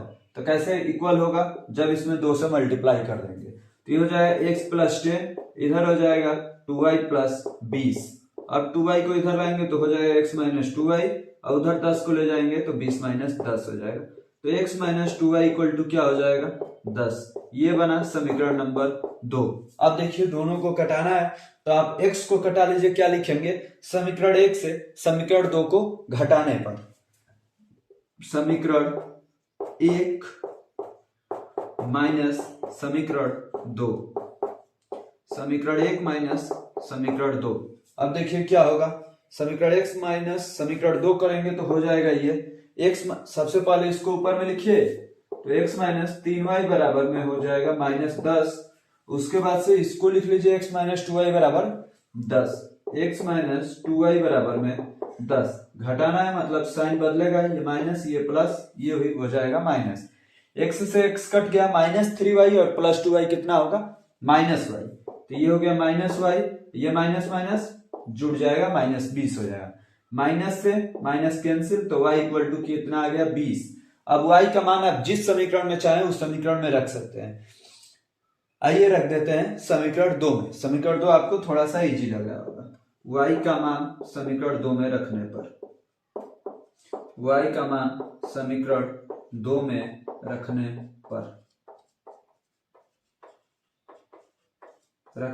पर क्या होगा, तो y की जगह पे कितना रखना है, 20। तो x - 2 गुणे में 20 बराबर में 10। तो x बराबर क्या हो जाएगा, 10। अब 20 दूनी 40, उधर जाएगा तो क्या हो जाएगा, प्लस। तो प्लस कर दीजिए 40, तो x बराबर कितना आ गया, 50। x बराबर कितना हो गया, 50। अब बताइए किसकी आयु कितनी है, नूरी की आयु कितनी होगी, 50। सोनू की आयु कितनी हो गई, सोनू की आयु हो गई 20। अब यहां पर आप लिख सकते हैं नूरी की आयु 50 तथा सोनू की आयु 20 वर्ष है। अब आप कॉपी में भी बिल्कुल ऐसे नहीं लिखेंगे, आप इसको लिख लेंगे फिर इसको नीचे लिखना है। ये नहीं कि आप भी उसमें कॉलम लगा कर लिखने लगिएगा। हमें बोर्ड पे लिखना है, एक ही बार में हम चाह रहे हैं कि आपको सारा सलूशन मिल जाए, इसलिए हम ऐसे हल कर रहे हैं। आपको भली भांति क्वेश्चन यदि समझ में आ रहे होंगे तो आप चैनल को सब्सक्राइब करना बिल्कुल मत भूलिए, क्योंकि आपको जब तक बोर्ड का एग्जाम नहीं हो जाता है तब तक आपको ऐसे ही मिलते रहेंगे और हर एक साल आपको मैं मैथ ऐसे ही पढ़ाता रहूंगा। यदि आप 10 में होंगे, यदि आप 9th में होंगे तो अगले साल फिर से 10 का पढ़ेंगे, यदि आप 10 में होंगे तो अगले साल 11 में, तो उस टाइम भी आपको सॉल्व कराया जाएगा। हर एक वर्ष प्रश्न सॉल्व कराया जाएगा और कॉम्पिटेटिव मैथ का भी हमारे चैनल पे पढ़ाया जाता है। तो आप सब्सक्राइब कर लीजिए, लाइक कीजिए और अपने दोस्तों को भी शेयर करते रहिए चैनल का लिंक, जिससे वो लोग भी सब्सक्राइब करके चैनल के साथ जुड़ जाए और वो भी लोग पढ़ सके। तो आपको यदि ये क्वेश्चन कंप्लीट रूप से सॉल्व आया हो, सॉल्यूशन समझ में आया होगा।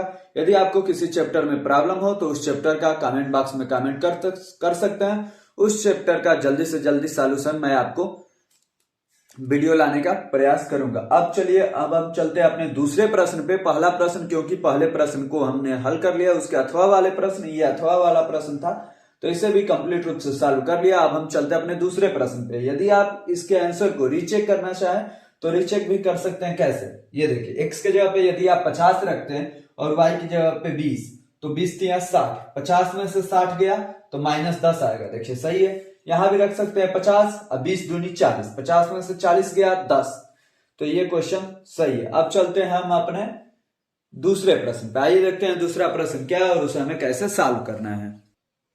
आइए अब हम सॉल्व करते हैं अपने दूसरे प्रश्न को। देखिए हमारा दूसरा प्रश्न क्या है कि एक बहुमंजिल भवन के शिखर से देखने पर एक 8 मीटर ऊंचे भवन के शिखर और तल के अवनमन कोण क्रमशः 30 डिग्री और 45 डिग्री है।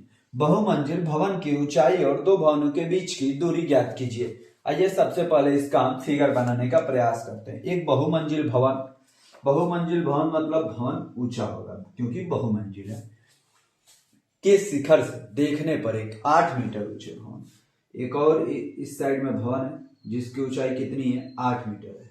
क्या करना है, इसके शिखर से देखना है। कहाँ पे, इसके शिखर से देखने पर एक 8 मीटर ऊंचे भवन के शिखर, शिखर देखिए पहले है तो पहले कौन सा डिग्री है 30 डिग्री है, तो इसका अवनमन कोण कितना डिग्री का बन रहा है 30 डिग्री का, मतलब ये है 30 डिग्री का शिखर का 30 डिग्री। और तल के अवनमन कोण, नीचे में तल भी देख रहा है, तल का अवनमन कोण कितना है, तल का अवनमन कोण 45 डिग्री है, तो ये वाला कोण टोटल कितना है 45 डिग्री है। तो जब आप यहां से एक और लाइन ड्रा करने का प्रयास करेंगे, बहुमंजिल भवन की ऊंचाई और दो भवनों के बीच की दूरी ज्ञात कीजिए, मतलब ये आपको दिया हुआ है 8 मीटर, आपको ये टोटल डिस्टेंस बतानी है कि ये कितना है, ये कितना है ये आपको बतानी है। ये मान लीजिए कि h है और ये नीचे वाला कितना है, ये नीचे वाला हमारा मान लीजिए कि x है। आपको किसका किसका मान बताना है, h का भी मान बताना है और x का भी मान बताना है कि ये h मतलब बहुमंजिल भवन की ऊंचाई कितनी है और बहुमंजिल भवन और इस छोटे से भवन की बीच की दूरी क्या है। बहुमंजिल भवन की ऊंचाई और दो भवनों के बीच की दूरी, इन दोनों भवनों के बीच की दूरी भी बतानी है। तो आइए इसे हम हल करते हैं। तो इसमें कुछ ना कुछ हम नाम लिख देते हैं। इसको लिख दीजिए a, इसको लिखिए b, इसको लिखिए c, इसको लिखिए d, इसको लिखिए e। सबसे पहले हम कौन सा, देखिए ये 30 डिग्री है तो ये भी 30 डिग्री होगा और ये 45 डिग्री है तो ये भी हमारा 45 डिग्री हो जाएगा। कैसे, एकांतर कोण से।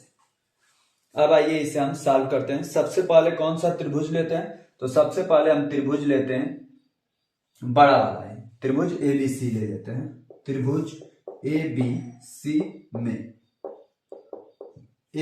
में tan 45, क्योंकि किसका किसका संबंध निकालना है, लंब और आधार का। लंब और आधार किसके में होता है, tan में।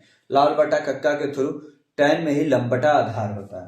तो tan 45 डिग्री और tan 45 डिग्री, तो लंब की लंबाई कितना है h है, तो h बटा में ये हो जाएगा x, h बटा में x। tan 45 डिग्री का मान कितना होता है, तो 1 होता है, तो 1 बराबर h बटा x, तो x बराबर क्या हो जाएगा h, x बराबर क्या हो जाएगा h। अब हम चलते हैं इस छोटे से त्रिभुज में, त्रिभुज AED में, त्रिभुज AED में, त्रिभुज AED में tan 30 degree, tan 30 degree equal to क्या हो जाएगा, tan 30 डिग्री AE की लंबाई कितनी है, लंब की लंबाई, तो h में से 8 को घटा दीजिए, h माइनस 8 है, तो h माइनस 8 बटे में आधार कितना है, तो आधार x है, ये आपको मालूम ही है। tan 30 डिग्री का मान कितना होता है, तो tan 30 डिग्री का मान होता है 1 बटा करड़ी में 3। tan 30 डिग्री का मान कितना होता है, तो 1 बटा करड़ी में 3, तो इसको रखिए 1 बटा करड़ी में 3। 33 डिग्री का यदि मान नहीं याद हो, आपको 37 और cos 30 का भी मान याद होगा तो उससे भी आप निकाल सकते हैं। 33 डिग्री का मान 1 बटा करड़ी में 3, लेकिन आपको मान याद होना ही चाहिए। बराबर h माइनस 8 बटे में x, 3 मल्टीप्लाई होगा तो x बराबर करड़ी में 3 और ब्रैकेट में h माइनस 8। x के h के जगह पे क्या रख सकते हैं, x रख सकते हैं, तो रख लीजिए x बराबर करड़ी में 3 और इधर में x माइनस 8 गुणा होगा, तो x बराबर करड़ी में 3x माइनस में 8 करड़ी में 3, करड़ी 3x इधर आएगा तो ये हो जाएगा x माइनस करड़ी में 3x बराबर में माइनस 8 करड़ी 3, माइनस से पूरे पद में मल्टीप्लाई कर दीजिए, ये हो जाएगा करड़ी में 3x माइनस x बराबर में 8 करड़ी में 3। इसमें से x कॉमन लेंगे तो करड़ी में 3 माइनस 1 बराबर 8 करड़ी 3, और इसका उधर ले जाके भाग करेंगे तो 8 करड़ी 3 बटा में करड़ी 3 माइनस में 1 हो जाएगा, ये इसके नीचे चला जाएगा।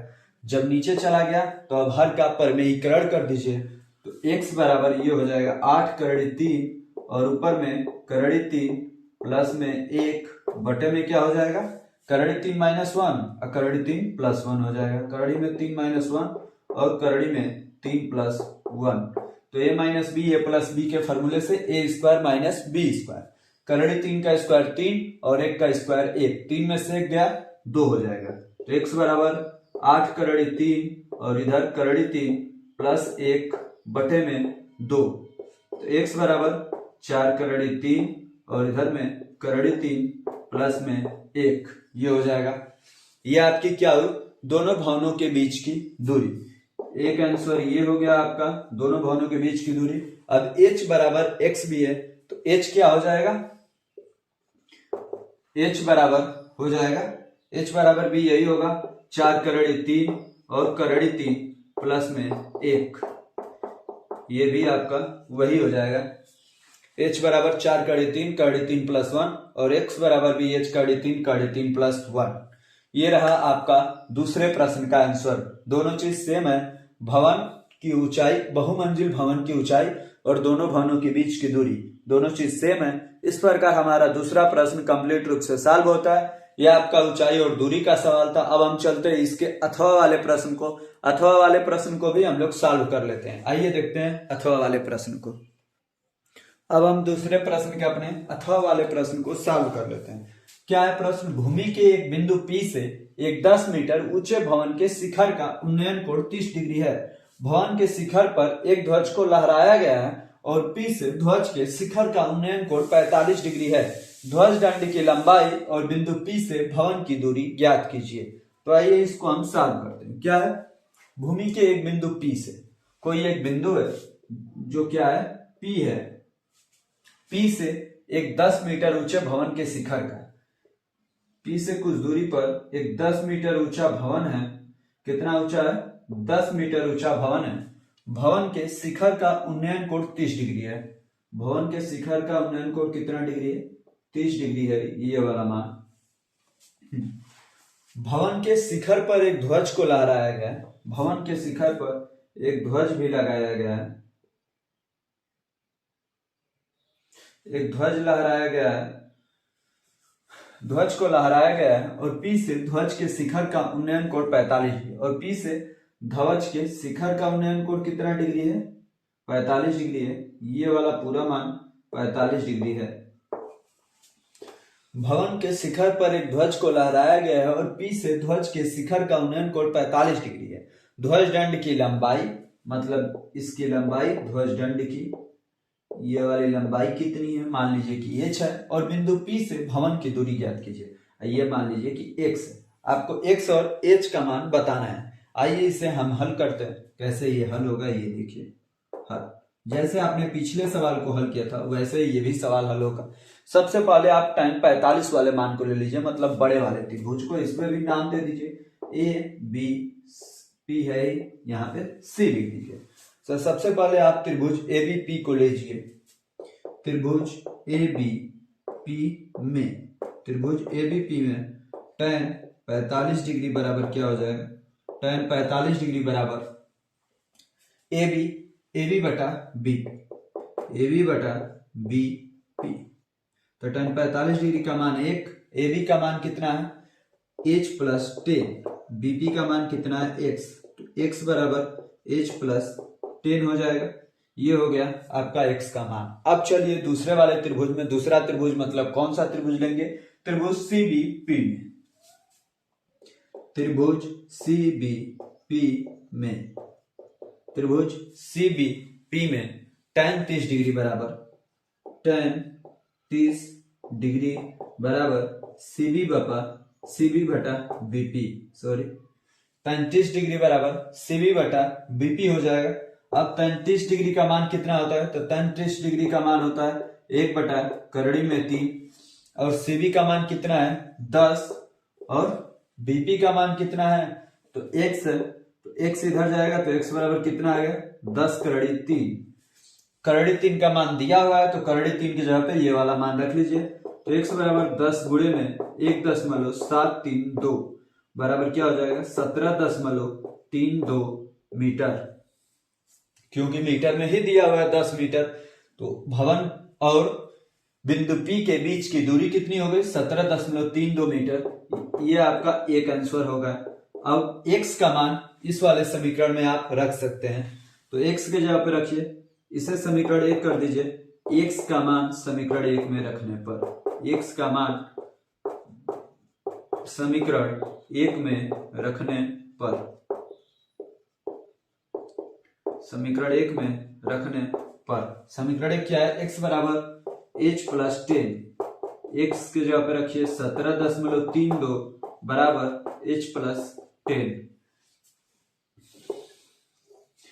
h बराबर क्या हो जाएगा, 10 इधर आएगा तो माइनस हो जाएगा, तो 17.32 माइनस में 10, तो h बराबर हो जाएगा 7.32 मीटर।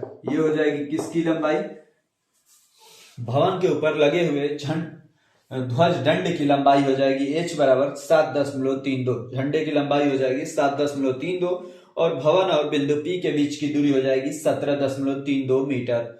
इसको आप लास्ट में लिख भी सकते हैं शब्दों में कि भवन और बिंदु P के बीच की दूरी 17.32 मीटर तथा ध्वज दंड की लंबाई 7.32 मीटर है। इससे आपको आंसर परफेक्ट रूप से दिखने लगेगा और एग्जामिनर भी समझ जाएगा, जिससे आपको भरपूर नंबर मिलेंगे, 6 के 6 नंबर मिल जाएंगे। अब हम चलते हैं अपने तीसरे प्रश्न पे और देखते हैं तीसरा प्रश्न क्या है और उसे हमें कैसे सॉल्व करना है।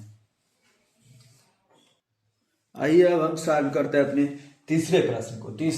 तीसरा प्रश्न आपको बोर्ड पे हाईलाइट हो रहा होगा, आप लोग पूरे प्रश्न को पढ़ लेंगे, उसके बाद से अपने कॉपी में लिख लेंगे वीडियो को पॉज करके। आइए हम सॉल्व करते हैं, क्योंकि तीसरा प्रश्न थोड़ा सा लंबा है, यदि मैं उसको लिखने का प्रयास करूंगा तो पूरा बोर्ड प्रश्न से ही भर जाएगा। आइए हम सॉल्व करते हैं अपने तीसरे प्रश्न को। देखिए तीसरा प्रश्न क्या है, तीसरा प्रश्न है हमारा, एक बर्तन एक उल्टे शंकु के आकार का है। एक बर्तन कैसा है, उल्टे शंकु के आकार का है। तो सबसे पहले आप बर्तन को बनाने का प्रयास कीजिए, बर्तन बनाइए। तो ऐसा है बर्तन उल्टे शंकु के आकार का, ये हो गया, ये हो गया उल्टा शंकु। शंकु कैसा होता है, जैसे जोकर की टोपी या बर्थडे में जो टोपी पहनते हैं हम लोग, बर्थडे की टोपी जो आजकल आती है वो शंकु ही होती है, वो एक कोन टाइप का ही होता है। देखिए उसके बाद क्या है, उल्टे शंकु के आकार का है, इसकी ऊंचाई 8 सेंटीमीटर है। इसकी ऊंचाई क्या है, 8 सेंटीमीटर है। इसकी ऊंचाई है 8 सेंटीमीटर। एच का मान क्या है, 8 सेंटीमीटर। और क्या इसमें दिया हुआ है कि और इसके ऊपर सिरे की त्रिज्या 5 सेंटीमीटर है। इसके ऊपर जो इसकी ये सिरा है, इसकी त्रिज्या कितनी है, तो 5 सेंटीमीटर इसकी त्रिज्या है। 5 सेंटीमीटर त्रिज्या हो गई। उसके बाद से और क्या दिया है, यह ऊपर तक पानी से भरा हुआ है। जब इस बर्तन में शीशे की कुछ गोलियां, जिनमें प्रत्येक 0.5 सेंटीमीटर त्रिज्या वाला एक गोला है, इसमें शीशे की गोलियां डाली गई हैं, जिनका त्रिज्या कितना है, 0.5 सेंटीमीटर। तो आइए इसे हम लोग लिखते चलते हैं, क्या क्या दिया हुआ है। शंकु की ऊंचाई दिया हुआ है, तो लिखिए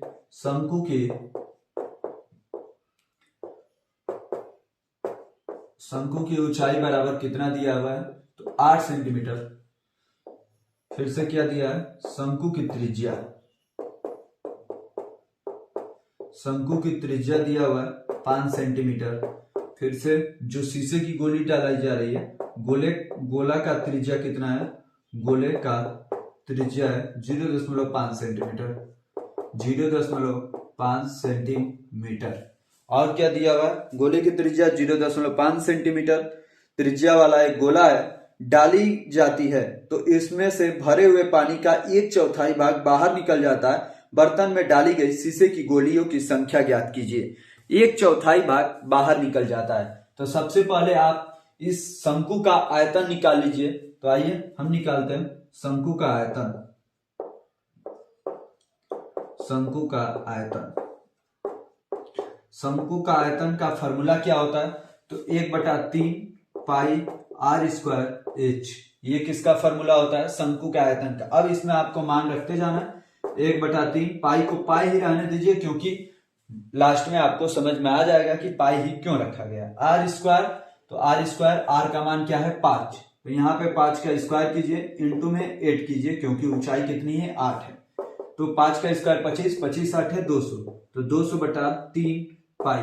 ये क्या है, शंकु का आयतन। अब जो गोला है, शीशे की जो गोली है, उसका भी आयतन निकाल लीजिए। तो गोले का आयतन, गोले का आयतन, गोले का आयतन का फॉर्मूला क्या होता है, तो 4/3 pi r cube. 4/3 pi r cube हो जाता है गोले का आयतन का आपका फॉर्मूला। तो आर का केवल आपको मान चाहिए, आर का मान कितना है 0.5, तो यहाँ पर रखिए 4/3 पाई और 0.5 का होल क्यूब। 0.5 का होल क्यूब कितना हो जाएगा, तो 4/3 पाई गुणे में 0.125, 5 का क्यूब 125, एक स्थान पे दशमलव है तो यहाँ पे 3 स्थानों पे लग जाएगा। अब देखिए इसके बाद से क्या करना है, 0.125 का 4 में गुणा करेंगे तो कितना हो जाएगा 0.5, तो 0.5 पाई बटे में 3, क्योंकि 125 चौके 500 होता है, तो 0.5 पाई बटे में 3। अब देखिए शंकु का आयतन का कितना हिस्सा बाहर निकालता है, तो 1/4 पानी बाहर निकालता है, तो इसका 1/4 निकालिए। तो शंकु के आयतन का 1/4 हिस्सा, शंकु के आयतन का 1/4, शंकु के आयतन का 1/4, 1/4 कैसे निकलेगा, तो जितना आयतन है उसमें 1/4 से मल्टीप्लाई कर दीजिए, तो 200 पाई बटे में 3 गुणे में 1/4 कर दीजिए। 4 से गुणा करेंगे ये आएगा 50, तो कितना हो जाएगा 50 पाई बटे में 3। ये इतना पानी बाहर निकाल दे रहा है कौन, जब शीशे की गोली शंकु में डाली जा रही है। तो शंकु एक शीशे की गोली से जब इसमें डिवाइड करेंगे जितना आएगा उतने ही शीशे की गोलियां डाली गई हैं। अब लिखिए शीशे की गोलियों की संख्या, शीशे के गोलियों की गोलियों की संख्या कैसे निकलेगी, तो जितना आयतन बाहर निकाला है, कितना बाहर निकाला है, तो 50 पाई बटे में 3, और शीशे की गोलियों का आयतन कितना है, तो 0.5 पाई बटे में 3, तो यहाँ पर रखिए 0.5 पाई बटे में 3, ये भागा है तो पलट के गुणा हो जाएगा, तो 50 पाई बटे में 3 गुणे में 3 बटा में 0.5 पाई, पाई से पाई कैंसिल हो गया, 3 से 3 कैंसिल हो गया, ये दशमलव हटाना है तो 10 से ऊपर नीचे गुणा करना पड़ेगा, तो 500 बटे में 5 हो जाएगा। 5 से ये कितनी बार में कटेगा, 100 बार में, तो कितना आंसर आया 100। तो कितना शंकुओं में कितना शीशे की गोली डाली गई है, तो टोटल 100 शीशे की गोली डाली गई है। तो डाले गए गोलियों की संख्या, डाले गए गोलियों की संख्या इक्वल टू 100, ये हो जाएगा आपका आंसर। डाले गए गोलियों की संख्या कितनी हो जाएगी 100। अब हम इस प्रकार ये हमारा तीसरा प्रश्न भी कंप्लीट रूप से सॉल्व हो गया है।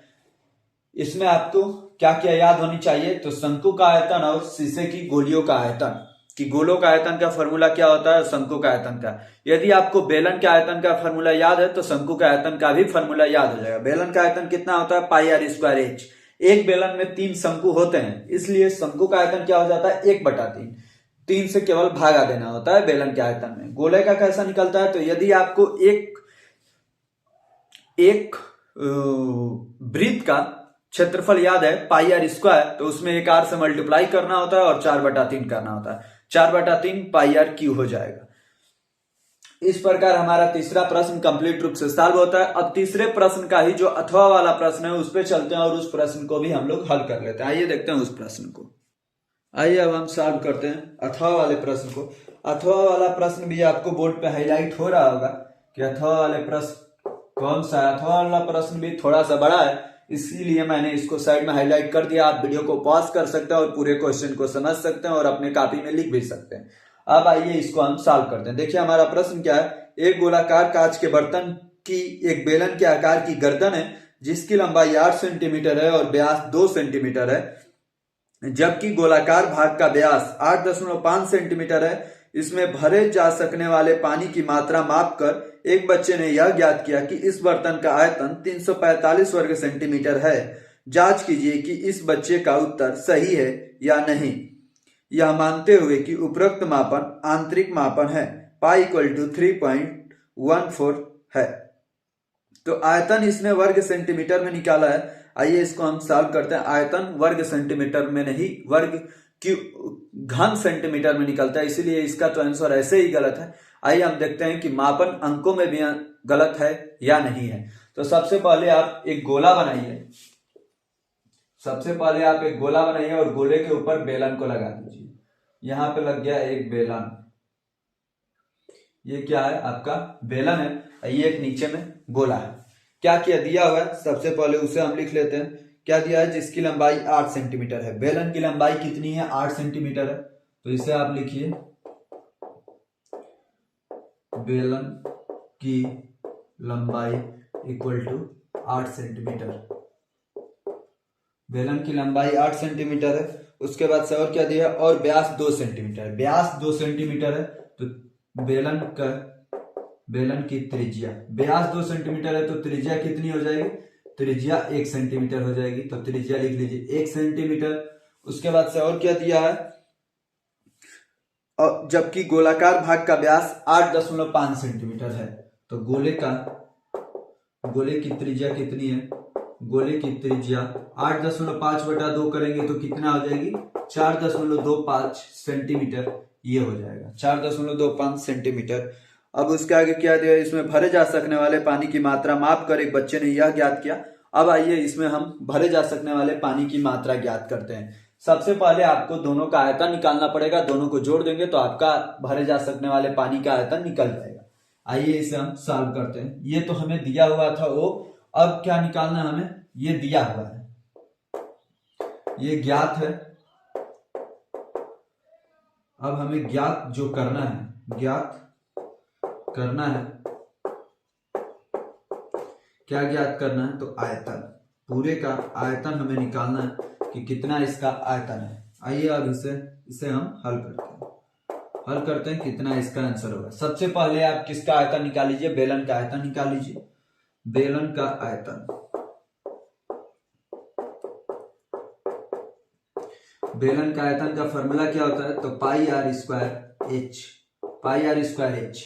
पाई का मान भी दिया हुआ इस प्रश्न में 3.14, यहाँ पर रखिए 3.14 इंटू में आर स्क्वायर, आर का मान कितना है 1, तो 1 का स्क्वायर इंटू में 8, 1 का स्क्वायर 1 ही होता है, तो 8 से इसमें मल्टीप्लाई कीजिए। 8 चौक 32 का 2, 3 लगा हासिल, 8 का 8 3 11 का 1, 1 लगा हासिल, 8 3 का 24 1 25, 25.12 सेंटीमीटर क्यूब आ गया क्या, बेलन का आयतन। अब गोले का आयतन निकालते हैं, तो गोले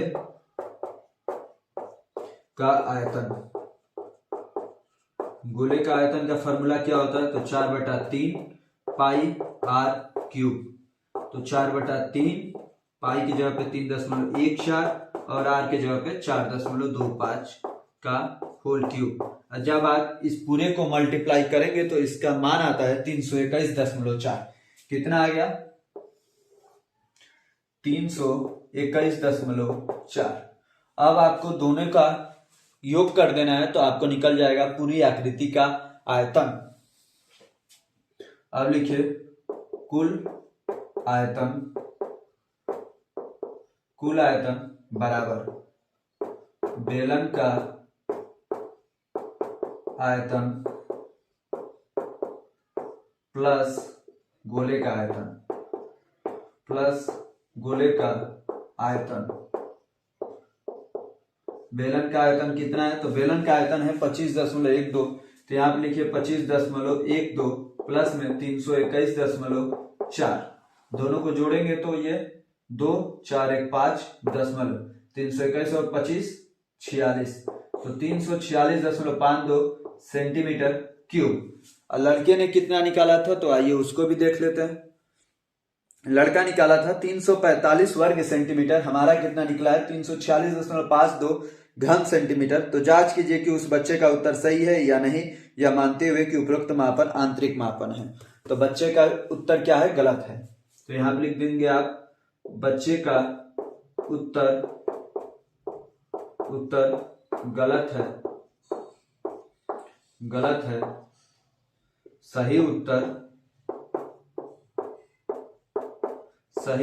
346.52 घन सेंटीमीटर होगा। 346.52 घन सेंटीमीटर होगा। इस प्रकार हमारा फर्स्ट मॉडल पेपर कंप्लीट रूप से सॉल्व होता है। जितने भी प्रश्न बन सकते थे सभी प्रश्नों को हमने हल कराया है। सभी चैप्टरों से टच किए हुए प्रश्न इसमें है। ये नहीं है कि एक ही चैप्टर से कई सारे प्रश्न हल कराएंगे।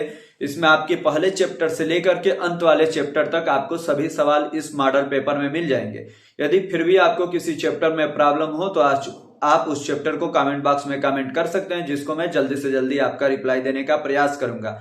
आपको अंत तक बने रहने के लिए बहुत बहुत धन्यवाद। यदि अभी तक आपने चैनल को सब्सक्राइब नहीं किया है तो चैनल को सब्सक्राइब कीजिए, वीडियो को लाइक कीजिए और अपने दोस्तों को भी शेयर कीजिए। एक बार और आपको अंत तक बने रहने के लिए धन्यवाद। आप ऐसे ही पढ़ते रहिए और अपने बोर्ड में अधिक से अधिक नंबर लाइए। धन्यवाद।